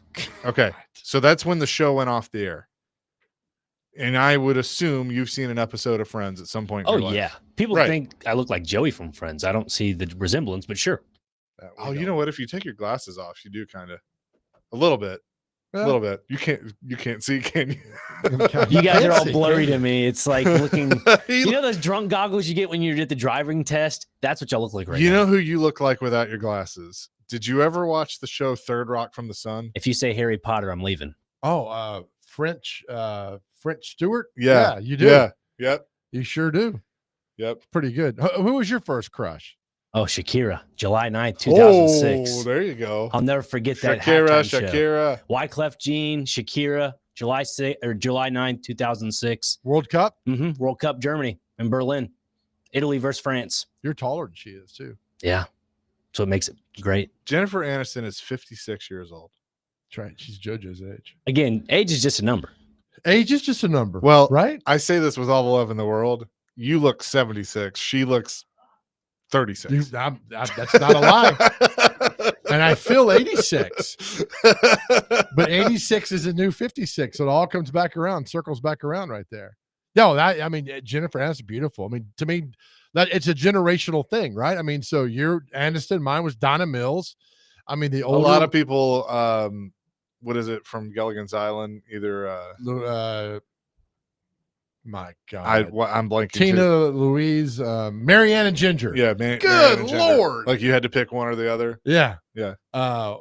Dawn Wells and Tina Louise I don't forget which one was which, but though I mean everybody liked the Farrah Fawcett in the 70s. I mean the Cheryl Tiegs and the Sports Illustrated picture that went all for those, but first crushes were ones that yours was Donna Reed. Is that what you said? No, Texter just said Donna Reed. Donna Reed, it's an older one. Donna Mills. Donna Mills. Lord, yeah. Joe. Yeah. Abby on Knots Landing. That happened. I mean, there were. Ben says Lena Huxley was Sandra Bullock from Demolition Man. Beautiful. Yeah. Sandra Bullock. Viking Matt, Kathy Ireland. Kathy Ireland, same way. Nevada Josh agrees with Shakira. He says, Shakira, yes. Wife says that's my only free card. LMAO, my crush too. I'll fight you for her, Dr. Crane. I want to know who. So if that's his free card, who is the wife's free card? Ooh, good question. Who is text back. Who's the? Oh my gosh. Mike and Las Casas says Farrah Fawcett. Beautiful. You know what's sad about Farrah Fawcett? She died the same day that Michael Jackson passed away. She did, which was my birthday. June 25th. My 22nd birthday. Look at this. I mean, this is eerie now. This is really I would kid you not, like that birthday, we were going out that night. I mean, I was 22, so you know, we went to Decades. Remember Decades? Yeah. I do. Sadly, I do. You might have been there. God almighty. But we went to Decades, and like all they played was Michael Jackson. Because he passed away that day. Oh my gosh. Man, that Farrah Fawcett was only on Charlie's Angels for 1 year. for and one like year. you say Charlie's Angels and people are like Farrah Fawcett. So who's the crush? Is it Sydney Sweeney? I mean, Oh, yeah. Jake's back there. I mean, I don't know this generation's crush. Is it Sydney Sweeney? Probably she's so. she's beautiful. Like, I mean, she is beautiful. She likes cars, apparently. She likes jeans, I guess. I don't know. Did you think she likes a 2019 Buick Encore? If she does, if she does, I got just the guy. Nevada Josh says Vin Diesel is her free pass. Holy cow. This is making another turn. All right, Josh, you're a very avid listener, and so I don't mean this in the wrong way, but now I kind of want to know what you look like, because I have a feeling like you know we'd be in the same boat of like if Vin Diesel came along, like you just kind of know it and just kind of accept it at that point. Oh my gosh.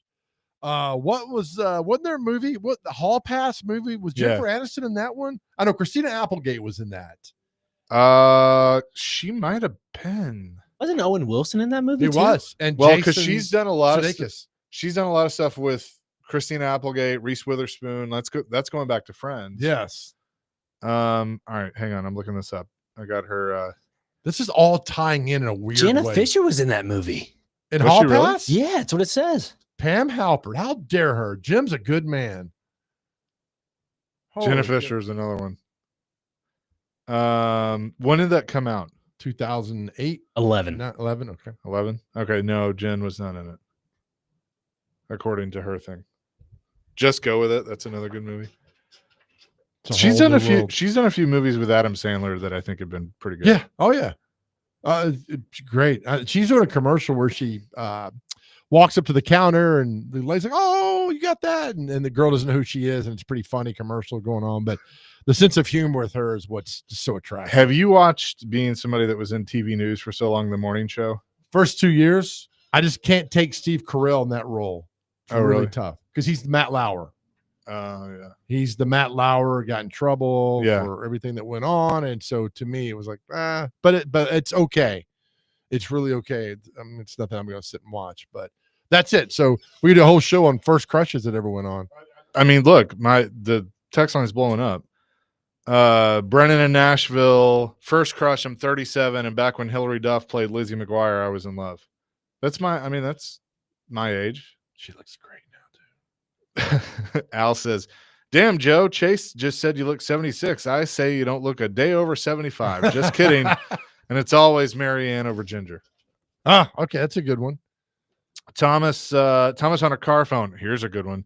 Guys, I love the young Heather Locklear on TJ Hooker. She was breathtaking. I can't forget Paula Abdul either. Paula Abdul in the late 80s was great, but who's the first girl? Heather Locklear. Then she ended up marrying Tommy Lee, and then did you ever see the Dirt, the movie they made on Netflix? The girl they got to play Heather Locklear looked just like Heather Locklear. Yeah. You know who played Tommy Lee in that movie, remember? Machine Gun Kelly. Machine Gun Kelly. Yep. He did great. He did an awesome job. Very good. I thought everybody was good. Yeah, played good movie. Vince Neil, played Nikki, like all of them. The Ozzy scene made me throw up almost. Yeah. that was something else. But Heather Locklear. David Lee Roth scene was interesting. That's true. Right. But somebody brought up Sandra Bullock earlier. I mean, Sandra Bullock to me is beautiful. Yes. She's not the model on all the magazines. She's just pure and beautiful. And those are the ones. Jenny McCarthy in the 90s. Is she married to Donnie Wahlberg from Blue Bloods and New Kids on the Block? I don't know. Oh, here's a real good one. Zach and Franklin, Brandy and Joe Dirt. The Blind and Joe Dirt. Yeah. Yes.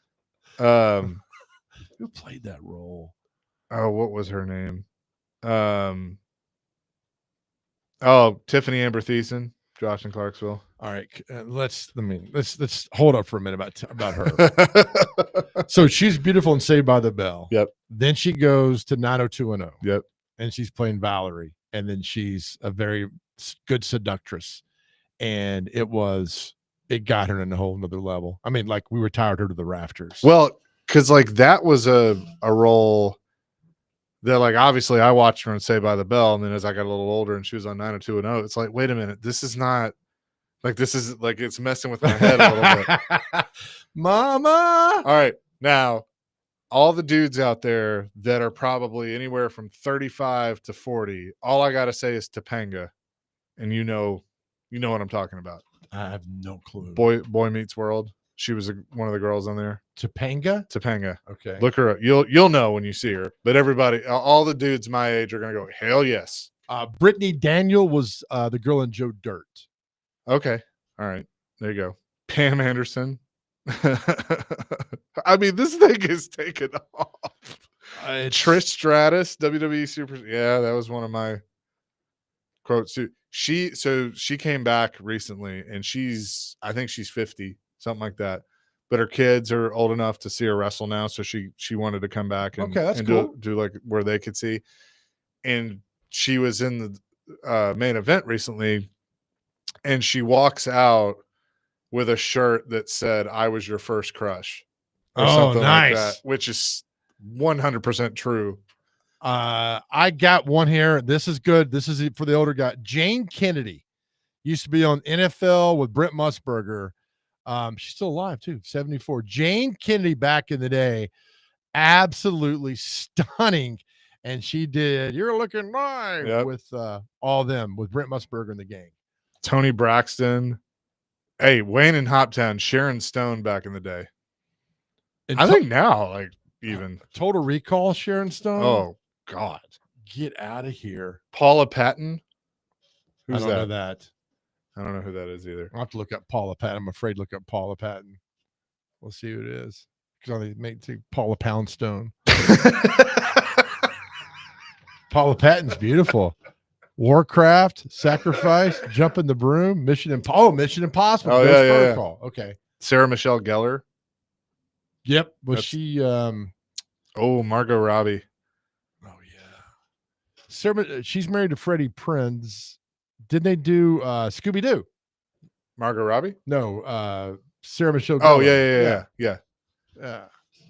Margot Robbie, the first time I saw her was in The Wolf of Wall Street. Stunning. Which is a great movie. Oh, it's a true story. It's even good. She's also in To Live, the Tarantino movie about L.A. David in Arkansas. Here's one for you, Chase. Sable back in the day, the wrestler, now married to Brock Lesnar. I would say that one's up there. Sable. Yep. Rena Mero or Rena Lesnar. Oh, no. I type in sable. I get the sable is a species of a martin from Russia. That's not the same one. Janet Jackson. That was a good one. These are great. Keep these coming. Michael, we'll get your call coming up next. Chasing Big Joe, 102.5 The Game.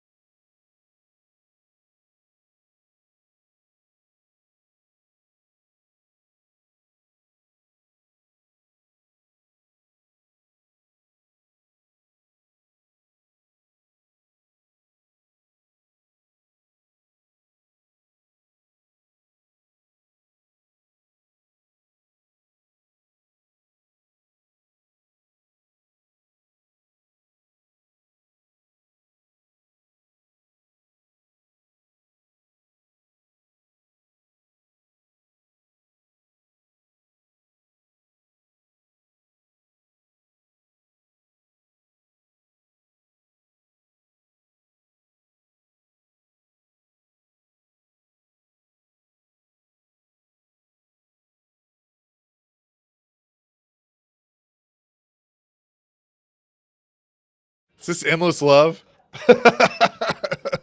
Chase and Big Joe 102.5 the game. We have stumbled upon something. Our first crush, celebrity crush. Celebrity crush. The first one, not the one current. The first one you ever had. Sean in Nashville says his first one was Carrie Underwood. Oh, that's a good one. Here's a real good one. I mean, and I watched this on TV Land. Barbara Eden, I Dream of Jeannie. Back in the day, yes. Oh yeah, That is an excellent one.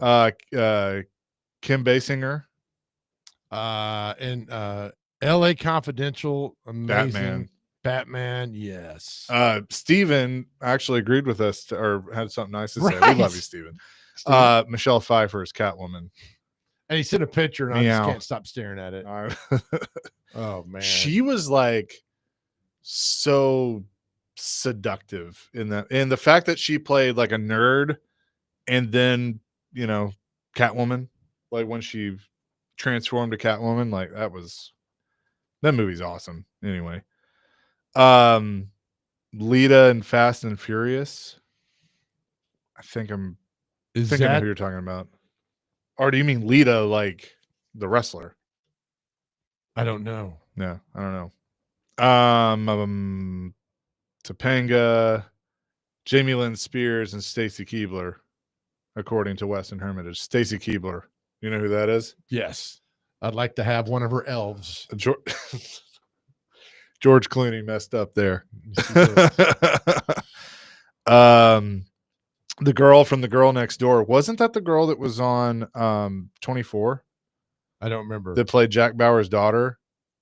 Could be. I think it was. Yes, it was. Her name is Elisha Cuthbert. Yeah. Okay. I know the name. She was on 24. She was in a lot of stuff. We get now a reminder. These are your first, not current crushes, but your first overall celebrity crush. The first one that you fell in love with. Music City Bet says Tyra Banks. Stunning. Wasn't that you told me the Family Guy scene, the Star Wars scene? Yeah. Tyra Banks. Man, you ain't gonna do anything. You were a little truck. that was my favorite. Hayden Panettiere. Oh, that's a good one. Panettiere. I could never always called her Hayden Panera Bread. I can never pronounce her last name. I think it's Panettiere. Panettiere, you may be right. This is a good one from Thomas in Nashville. The original Daisy Duke. Is that who on Dukes of Hazzard? What is her name? We just saw her. Is it Catherine? Oh my gosh, Joe. What's her name? All right, I'll take me a while. Marissa Tomei. Marissa Tomei. Jennifer Connelly. These are all Angelina Jolie. Tawny Katayan. But which Angelina Jolie? The Tomb Raider? Tomb Raider. Yeah. Or what was that one movie? She did Mr. and Miss Smith. There's another movie that I think it's her. Which hang on. Let me look it up. Catherine Bach is the original Daisy Duke. Okay. Sure. She's 71. And the words of Greg Pogue, still getting it done. Greg Pogue will join us in about 6 minutes. We look forward to that. Let's see if I can look this up. This is great. This is just whatever. It's a Friday. 615-737-1025. While I look this up, Michael has been waiting patiently and wants to weigh in. Michael, what's up? Hey guys, thanks for taking my call. So just for a little context, I'm 27 years old, so okay. I gotta go. My first crush was I just forgot her name, Kate Upton. Yeah. Oh yeah, that's 14 solid. Years ago, yeah. For reasons you can probably guess that I won't say on the radio, but I do have a question for Big Joe as well, going back to the whole like following the rules of Pete Rose, kind of in that vein. So do you think that Teddy Bridgewater should have been punished for what he did a couple weeks ago? He was not hired. He was not an employee of the school. He was doing that like a volunteer. True, so but he still got punished for buying the paying for like transportation and all that. So, but how, I don't understand if that was a violation of what? He was a volunteer. So I don't think you can't go after him for anything. That's a great question. No, I'm with you on that. That's a fine line. But I mean, when you're paying for electricity bills and rent and medicine and all the things that he was allegedly doing, I mean, why would you penalize something like that? But that's why rules are in place. So that's what we call a quandary in the business there, Michael. yeah, I completely agree. I don't think he should have been punished because he's just trying to provide a better life for those kids because he grew up there and all that. Yes. I don't see any I don't see any reason to punish what basically amounts to charity work, but I mean, it is what it is. The governing body clearly didn't see it that way. So Cool. it's an unfortunate situation all around. You're right, man. Thank you. Thanks for the call, Michael. Appreciate it. Well, y'all have a good one. You too. The movie is Gia that I was. Yeah, Yeah. that's a true story too. Is it? It's of a model. She portrayed Gia the model. That's Yeah. right. That's what I was thinking of. Eric wants to weigh in. Eric, what's up? Hey guys, I've got a couple. When I was a kid, one of my favorite celebrity crushes, she mentioned Catwoman, which made me think of Julie Newmar, who was Catwoman on the Batman 60s TV series. And another one, got to say, when I got older, Halle Berry, who of course at one point was married to David Justice. Yeah, did you see that? He went on a podcast, and the reason he divorced Halle Berry was because he couldn't see her as the mother of his children. What? I mean, I did not know that. That is insane. Like this week. Like it's this week, the podcast that went on with that. David, we need to talk to you. Yeah, right? Guys, y'all take care. Have a great weekend. We'll talk to you soon. Thank you, Eric. 1277 says no female listeners today, huh? Well, if females Hey, call if you in got one, let us and know. talk about their male crush, Yeah, that's fine. equal opportunity show here. Has anyone said Winnie Cooper? No, I haven't seen that anywhere. Is that from the Wonder Years? Maybe. Alicia Silverstone is Batgirl. Okay, so show my old soul here. I loved 60s Batman. He mentioned Julie Newmar. Eartha Kitt, though. Can't go wrong. Yeah. Very good. Speaking of, probably inappropriate, Greg Pogue going to join us coming up. Talk about a hall pass. We'll tell you about some cool things that he's doing with prep football and where you can hear all of that. We will do that next. Chasing Big Joe, 102.5 The Game.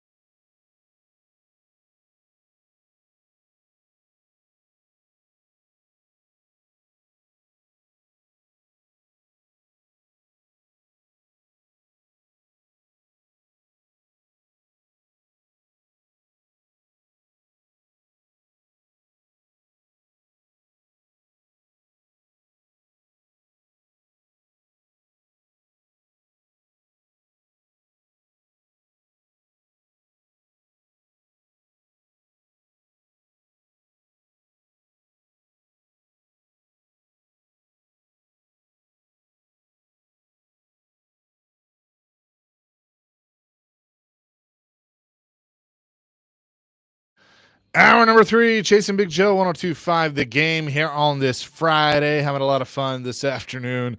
The text line, the YouTube chat is apparently we got a lot of votes for Alyssa Milano, which that's a strong one. Is Joe Rexroad one of those?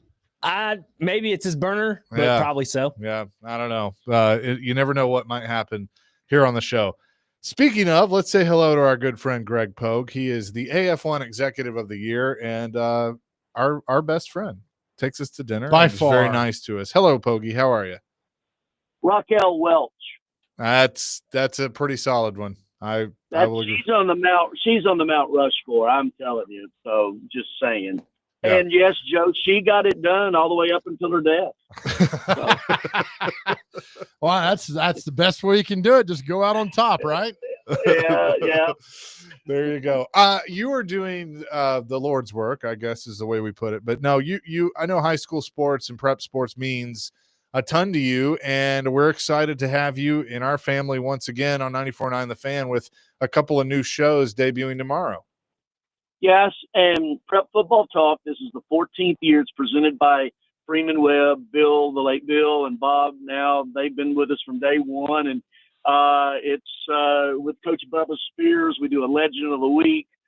We have Pearl Cone coach Tony Bernetti on tomorrow. But anyway, starting tomorrow morning from 9 to 11 on 94.9 FM.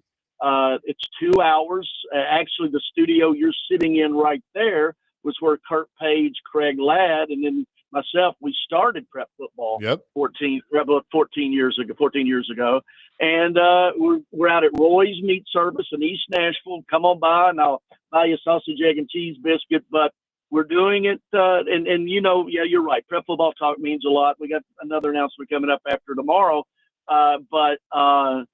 Yeah, Prep Football Talk every Saturday morning from 9 to 10. And that will be followed by 101 with Greg Pogue from 10 to 11, a show I did down at the Omni for a long time in Bongo Java. Now, several years out at Roy's Meat Service. Our first guest tomorrow there on location will be Jeff Fisher. And so that's Saturday morning. And then the paperwork is signed so we can announce that 1 week from tonight, for the first time since 1977, Metro Nashville Schools will have its own high school game of the week broadcast on 102.5 The Game. Chase, you and Coach Bubba Spears on the broadcast, and really looking forward to that. I've been working with Mark North, the Metro Schools athletics director, on this project for a couple years. It just seemed to fit best right now, and the Titans have put over a 3-year period. They got 4 this year. Every field of high school Metro football will have a turf field. It's well into the millions of dollars. Neil O'Donnell's turf company did them. And so there's 4 of those ribbon cuttings. All 4 of those will be with our season broadcast. So, yeah, I'm looking forward to it. You know, Joe, you share this. We all share this love of high school football and knowing how important it is. I know the NIL is starting to creep into it a little bit at the top level. But, yeah, it's something that and I'm 94.9. Tomorrow morning, 9 to 11, every Saturday morning, and then Friday nights on 102.5 The Game. Yeah, we were looking forward to it. And in addition to that, it'll be kind of bookend by the Game Blitz, which Big Joe, started way back in the day. Connor Newt, Parker Kelly, 2 of our young pups are going to take on that project and do a pregame show that leads into the Metro Game of the Week, and then they'll do a scoreboard show afterwards. So talking high school football. Greg, you've covered sports in this town for a long time. Joe has too, and I guess I'm in that boat now as well. But how important is it to keep high school sports coverage going, even though we've become such a major league sports town? Well, it's essential because they are the last of the student athletes. Okay, that's gone on the collegiate level. They still have that. These are the most formative years for these young men and women at that age. And they need support. And, you look at some of the mid-state powers, Oakland, Kevin Creasy's a good buddy of mine. You look at the Insworths, you look at all of the ones that have, in 1977, that blew my mind. I give Mike Organ at the Tennessean credit for finding that out. And it just seems like Metro, in so many ways, facilities, support, I don't want to get into a political thing about this, but up until the early 70s, the NIL, not the NIL I referenced earlier, the name, image, likeness, the National Interscholastic League, you had all the neighborhoods had their own high schools. But busing changed all of that. It caused I'm not going to say busing good, bad, or indifferent, but it did away with a lot of the neighborhoods. You know, and also it caused the proliferation of all the private schools through the 70s and on. So I think it's even more important that we support metro schools, because they've gone decades with just sort of being on the back row of the mama pig. Talking to Greg Pogue. No, we're with you. No, listen, and Chase, that's a great question, because you know how I am about high school football, and you are the same way, and Chase is the same way. I mean, and but it runs the gamut of high school athletics. It doesn't start with football. It's everything that goes on. And I will fiercely defend Metro Nashville high school football and cover them, because that's my DNA. And I know how important it is to you. I know next week you got Maplewood and McGavick. That's a huge game. And I love the fact that the spotlight is on these kids who work just as hard in Metro as they do in Williamson, Wilson, and every other county around Middle Tennessee. Yes, indeed. And, you know, you look at the talent level, how many, you look at Pearl Cone, I mean, in East Nashville now, and how many are coming out of metro schools that aren't necessarily being gobbled up by the privates, let's call it like it is, you know, and the NIL world can lure them to away from metro schools because of money now. It's legal. And right. So it's I think so. I think it's very important. I remember going to Glencliff High School. I was the first gig I ever had was the prep. I started doing preps and then became the prep editor when Tommy Dees left. And I would go to like a Glencliff High School, and I would look at it. I said, half the stands, you sit down, you're going to get a nail in your butt. Right. I mean, and there was I was going, oh my God, this is awful. And so, but the Dr. Battle, Adrian Battle, the superintendent of schools, and Mark North, the AD for Metro Schools, you know, I said, what can we do? How can we help? And you know, this is hopefully not a non-profit situation. Good Lord, I've been in a few of those that are not supposed to be non-profits. But anyway, how can we help? And I just thought, and this is 102.5, the game, the blowtorch you guys are, and the reach that you have, and it also. Oh, another thing, Chase, we talked about this a couple of days ago. Every Thursday at 1:30, the coaches of that week's games are going to come on your show for about a 5-minute interview with each. We're going to repurpose that for the pregame show, but that is yet another step of exposure, and it's a worthwhile cause. I'm happy to do it. Yeah, well, and we're really excited about it. I'm excited about the opportunity. I mean, sitting with Coach Spears the other night, hearing the stories he has from back in the day, I mean, that's going to be worth it for me for sure. So we're looking forward to it. But tomorrow, starting at 9 o'clock, 94.9 The Fan, Prep Weekly, and then or Prep Football Talk, and then one-on-one with Greg Pogue after that. Right, and the guests come there, and first one is going to be Jeff Fisher. By the way, our legend of the week tomorrow at the bottom of the hour, 9:30, will be Kelly Holcomb. And I just recorded something for Plaster's show, and they were questioning whether he was a prep legend or not. And I go, what? Oh, I'm still waiting for that phone call for the prep legend of the week, so maybe I'll get it this year. Well, yeah. Are you? And listen, there's a difference between a prep legend and doing legendary things that you don't want people to know about. I'm both of those. Is Mike Organ a prep legend? He is not. No, well, no, but he could be a one-on. Joe. You're more suited in the one-on-one. That way, I can ask you one question and it's going home. Yeah, that would be good. Pogie, we're excited about it. Thanks for joining us, and we look forward to it. All right, thanks, guys. All right. Greg Pogue, the man, joining us here on the program. Again, 94.9 The Fan tomorrow, starting at 9 with prep football talk, and then one-on-one with Greg Pogue, following that with Coach Jeff Fisher. They'll be live at Roy's Meat Service, but you can listen on 94.9 The Fan. And then next week, the Metro game of the week, it will be awesome. Looking forward to it. We'll starting, have, man. It's great. McGavick at Maplewood. It's right. Be a lot of fun. And I'm going to warn you.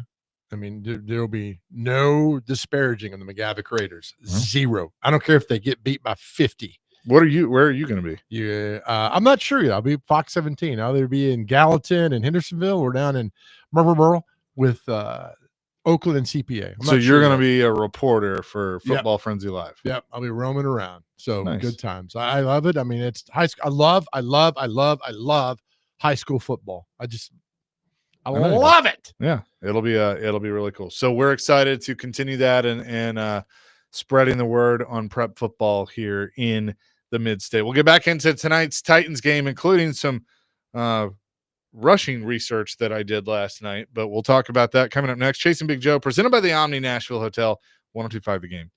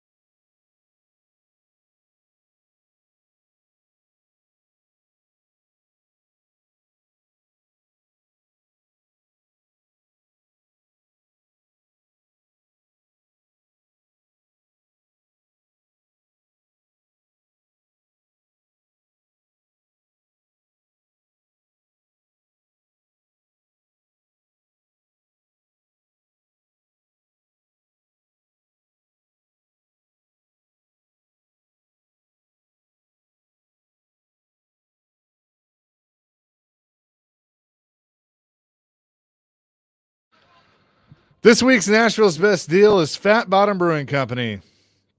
Join Fat Bottom this Saturday for their Lucky 13 anniversary party at 844th Avenue North in Nashville. It's a full day of casino-themed fun, live tattoos from Black 13, face painting, balloon art, games, and, of course, ice-cold beer. Get a $100 gift card, half off while supplies last at theGameNashville.com/deals. Plus, don't miss their Lucky 13 anniversary party this Saturday, this tomorrow, at Fat Bottom Brewing Company. Chasing Big Joe here on a Friday, presented by the Omni Nashville Hotel and broadcasting from the Busy Bee Plumbing, Heating, and Air Conditioning Game Nashville studios. Home of the $99 yearly Beehive membership, where the buzz is always about great service. Appreciate Greg Pogue for joining us in the last segment. Titans get after it again tonight, preseason game number 2.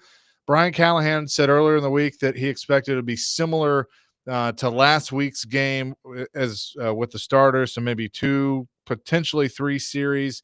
Cam Ward had 2 series last week, which went into the second quarter because Tampa Bay had the ball for so long. Paul Kuharski putting out earlier that sitting tonight for the Titans, the injured players, Sweat, who's out with the tonsils, Winston, Joseph Day, Harrell, Spears, Landers, Cushenberry, he's going to warm up, Snead. Healthy scratches include Simmons, Ridley, Pollard, Lockett, Zeitler, and Diggs. So you're going to see a lot of the young guys tonight, but I think it's good for Alec Iomanner and Chim DK to get some reps with Cam Ward, and who knows, maybe even see more Xavier Restrepo. I'd love to see him play the entire first half, fling the ball down the field to Iomanner and DK and all the other guys, see what they can do, because you're not getting your 1s and 2s playing tonight with Ridley and Lockett, and just have some fun tonight. Get backyard football, man. Just down the field, up tempo, go, and see what you can do and how well you can play. Because look, the game's here within 3 weeks. You got to get Cam Ward ready. And right now, when we talked to Toronto today, he's like, it's about 55, 60% ready to go. It's got to be 100. It can't be 99. It's got to be 100. Learn tonight. Let him play. Let him throw the ball down the field. Let him have fun.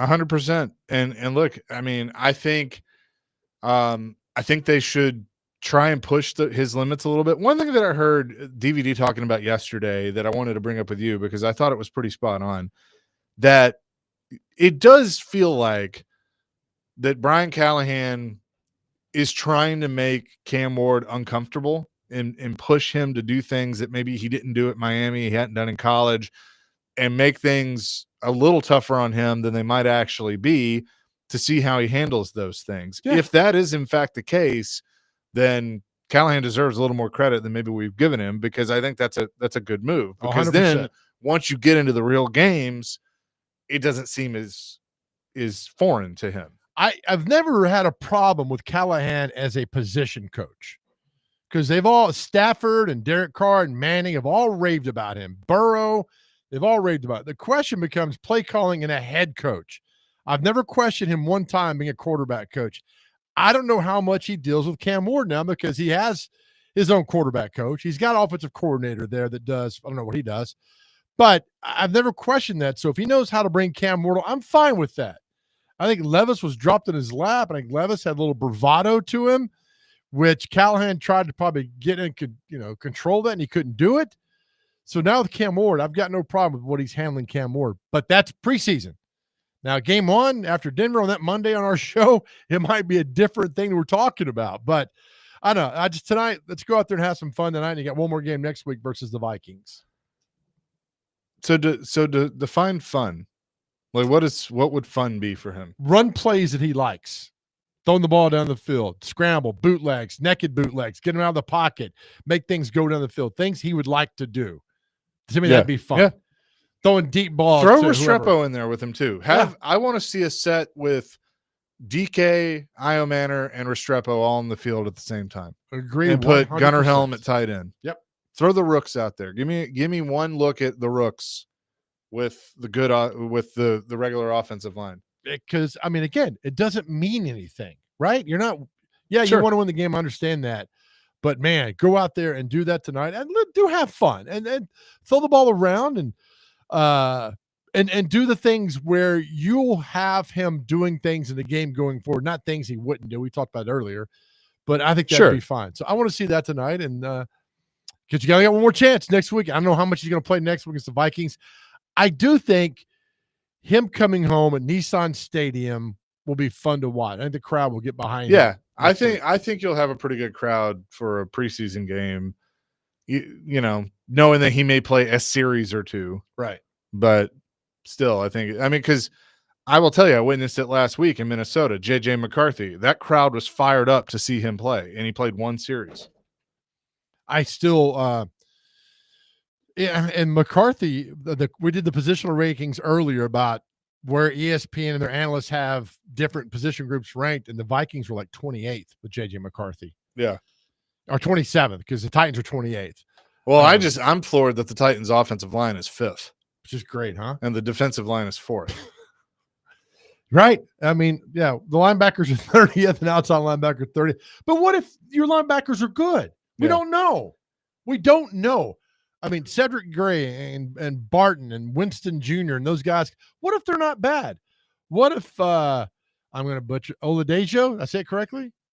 Mm-hmm. Okay, good. What if he becomes in and he's a great pass rusher? I mean, there's a lot of things we don't know yet. So I'm not critical to say they're going to be 1-16. We just don't know. We'll find out. And I think we'll find out early. I think we find out early in Denver what happens. Who is wide receiver 2 by week 5?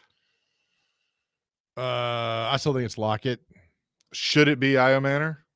No. I mean, it'd be great. He's a 4th-round pick. I mean, it's a 4th-round pick. So, I mean, that's putting a lot of expectation on him. But I mean, how many 4th-round receivers really make an impact there? How many 1st-round receivers their first year do it? No kidding aside, there are 2 that I can name off the top of my head.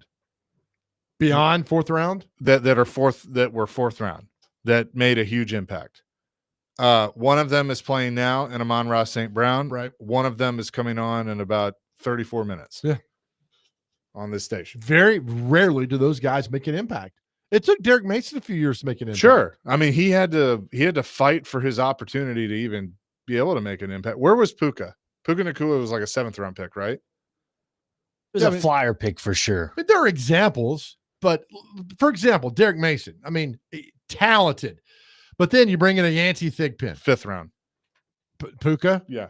You bring in a Yancey Thigpen back in 98. You bring in a Carl Pickens in a 2000.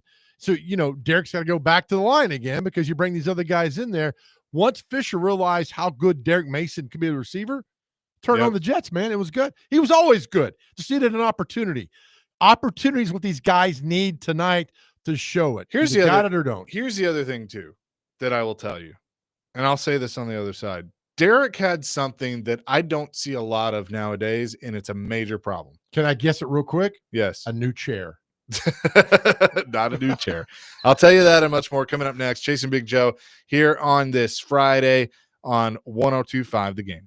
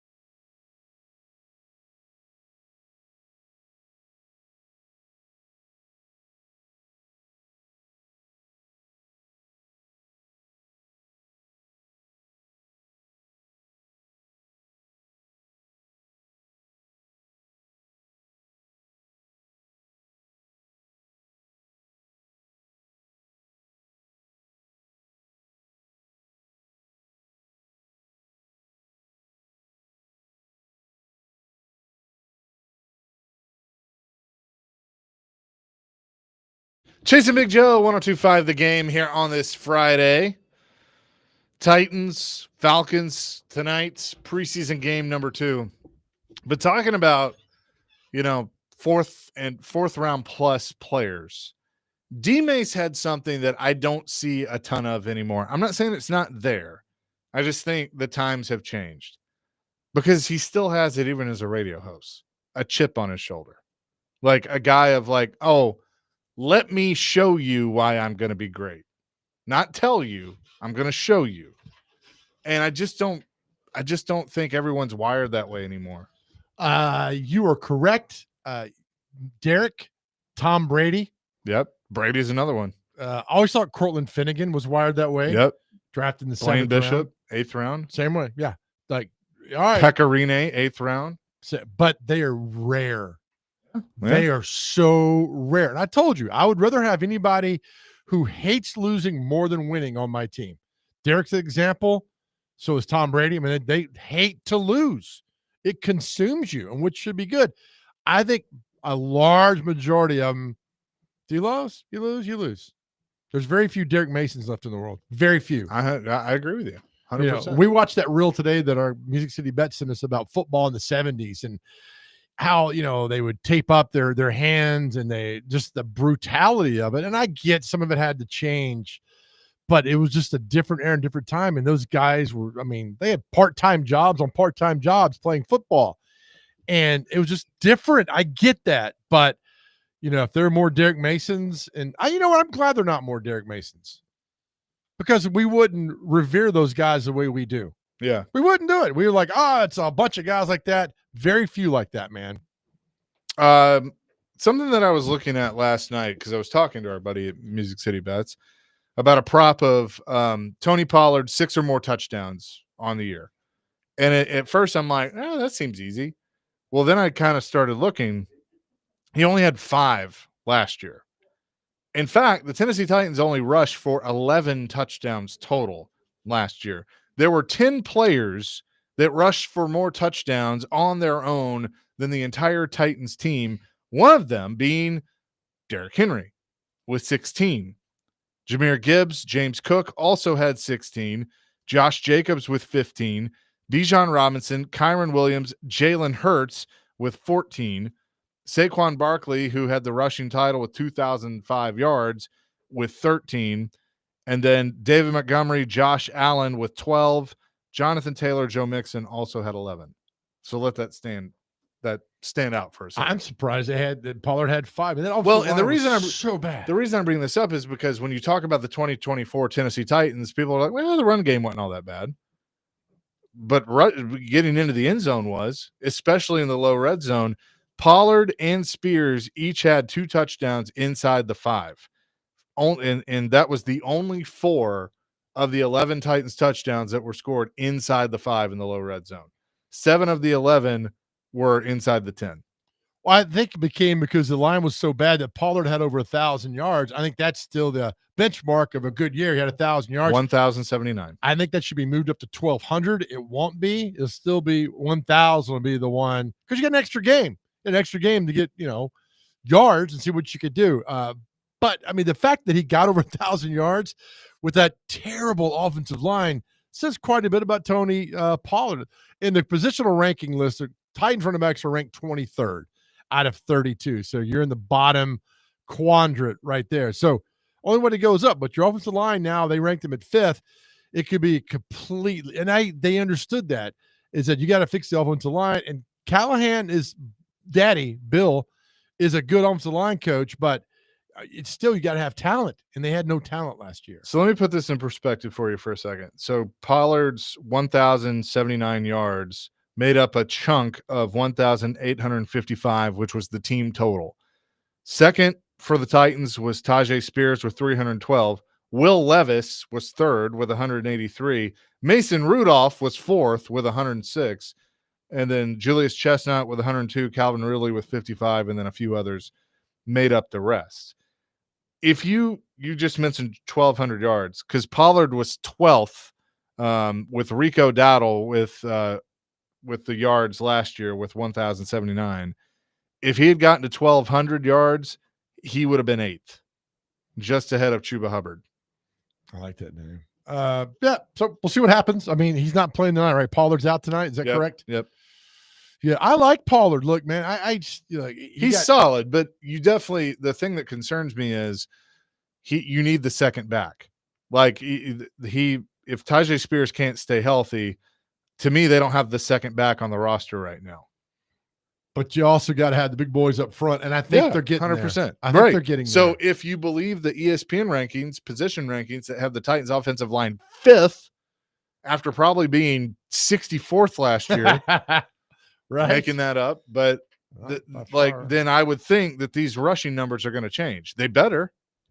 Again, we talk about evolve. There's 1, 2, 3, 4, 5, 6, 7. There's 10 position groups that you got out there. If you said, Joe, which position group do you need to be in the top 5 for the Titans to be successful? I would have said offensive line. And ESPN's got them at number 5 because what that does, that keeps your quarterback clean. When your quarterback is clean, he can make things happen. Then you go from there. So we bring a little positivity, Titans fans, to you on this Friday that's going forward because the ESPN and these great analysts they have think the Titans offensive line pretty damn good.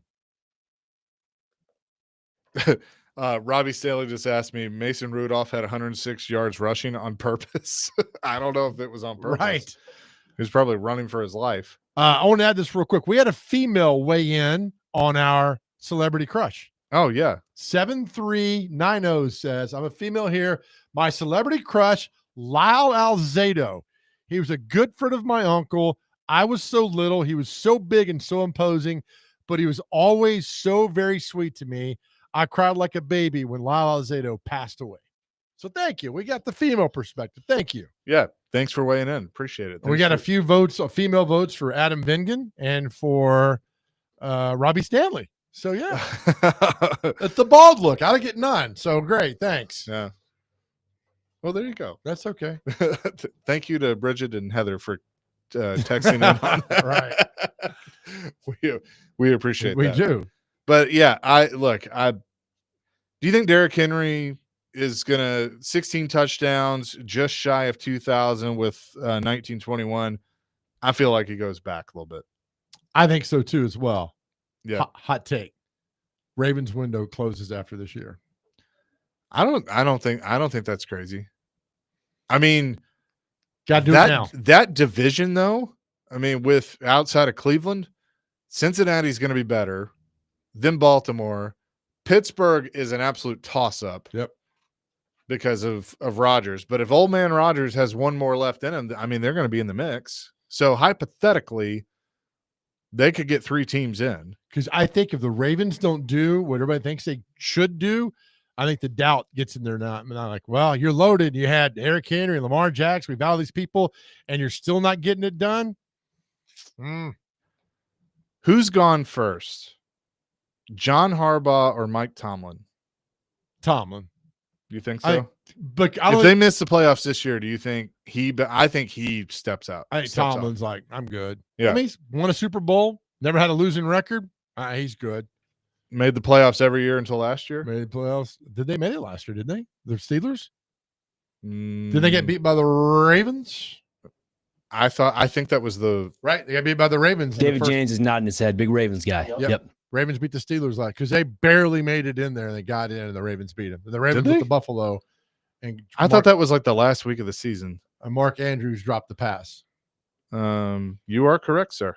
That's right. David James is back there, man. Yes. Good job, David. But James. I think the doubt creeps in. Like you had all the talent. You've had this for years. You don't get anywhere because Buffalo beat you or Kansas City beat you.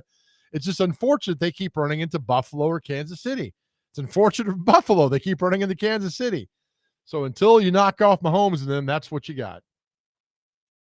I hate the word take, as we've talked about, but hot opinion, I would say I could see Kansas City taking a step back. And I know we want to try and say that every year and we're wrong, and I'll probably be wrong again. And Travis Kelce admitted in that podcast, that last year was different for him because he wasn't used to everything that was happening around him off the field.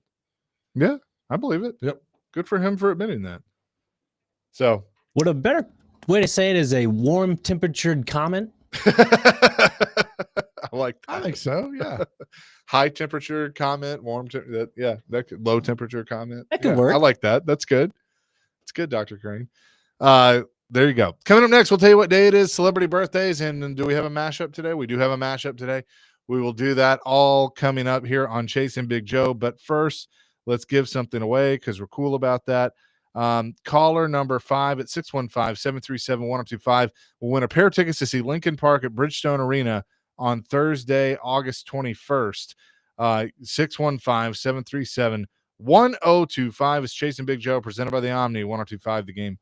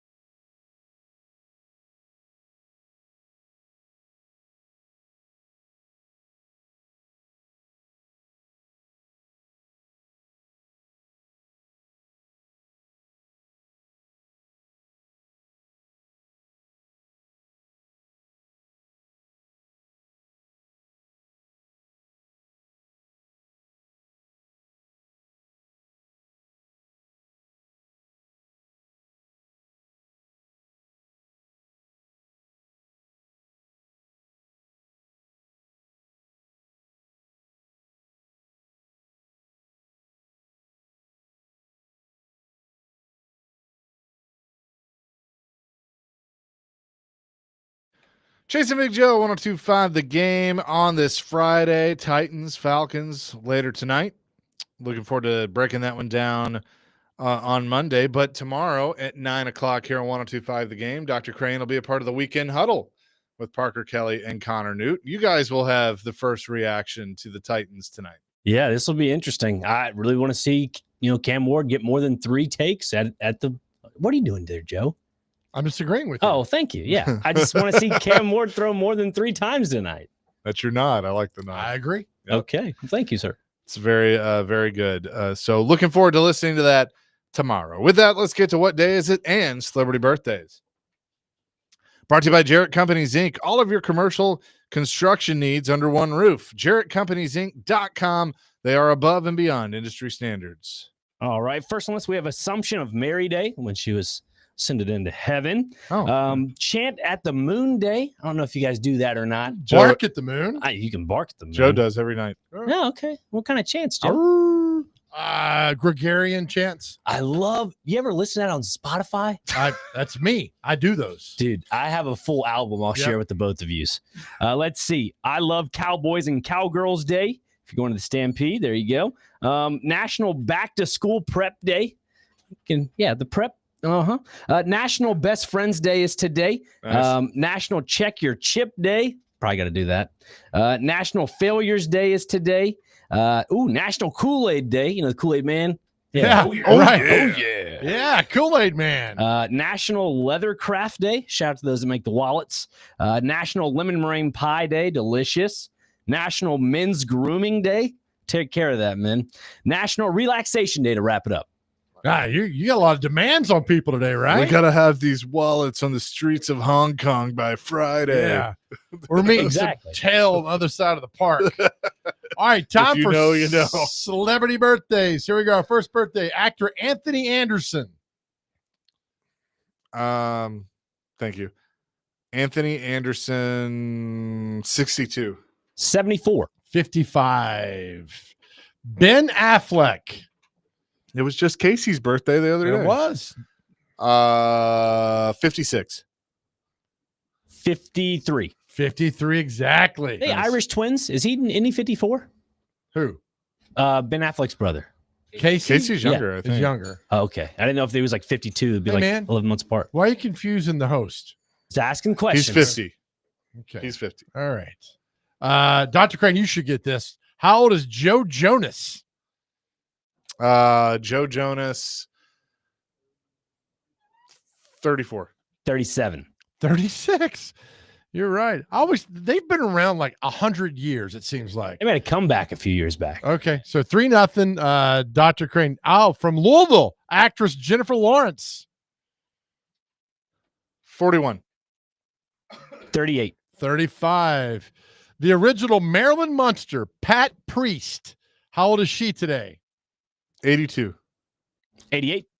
89. Dr. Crane's up 4-0. Famed journalist, author Linda Ellerby. 74. 77. 81. Great songwriter for Glenn Campbell, Jimmy Webb.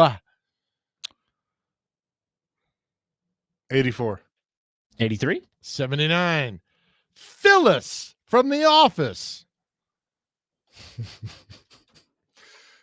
There's an interesting video about her with Josh Allen from Bussin' with the Boys. Go look it up.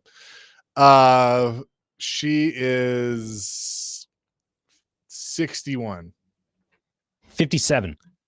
76. Good Lord. That's what I thought. Man, comedian Rondell Sheridan was in the TV show That's So Raven.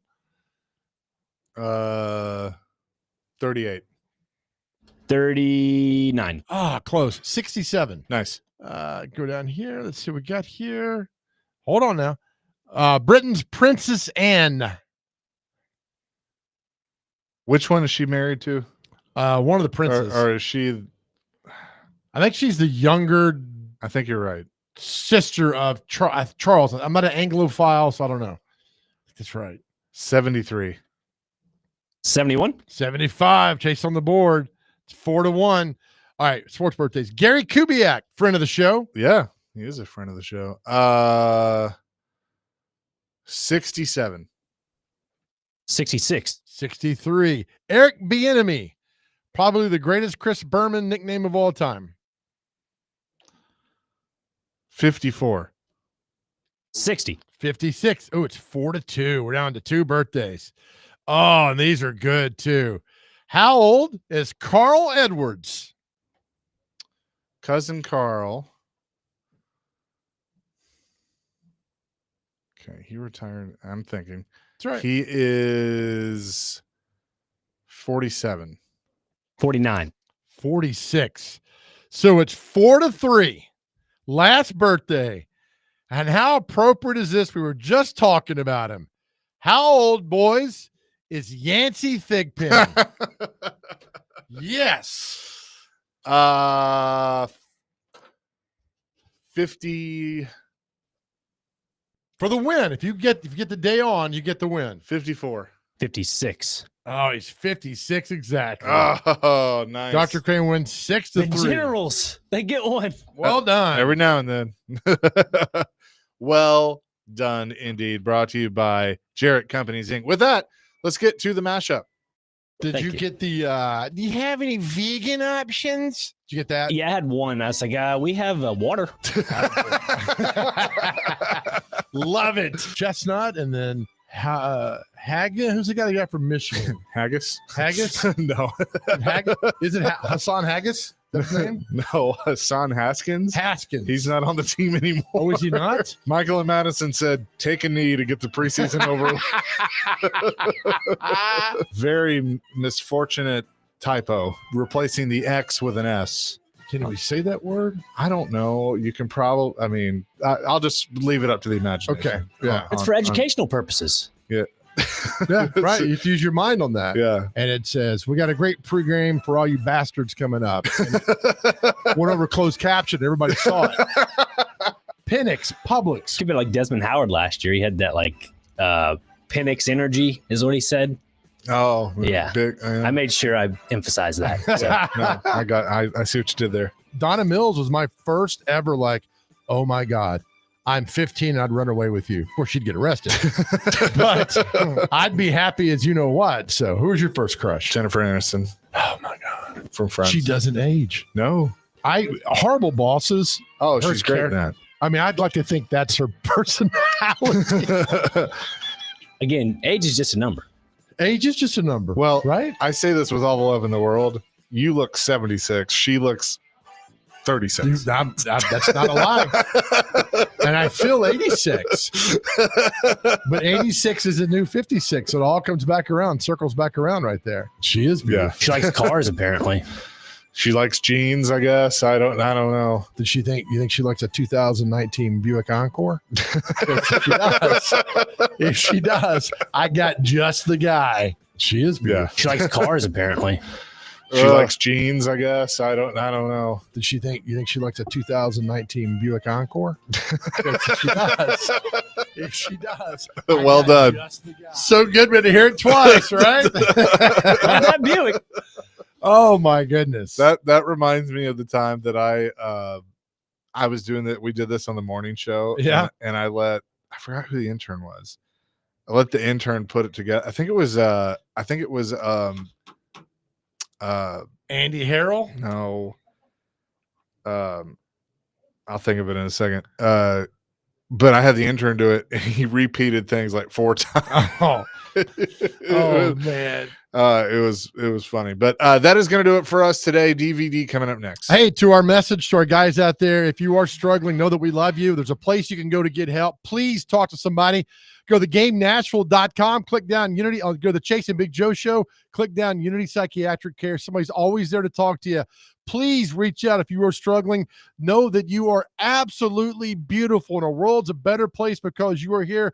We go through a lot, man, but we need you here. Know that we love you. More importantly, more than anything else in this world, God loves you. Amen to that. Peace, love, rock and roll. DVD coming up next. I'll get you set for Titans Falcons tonight here at 102.5 The Game.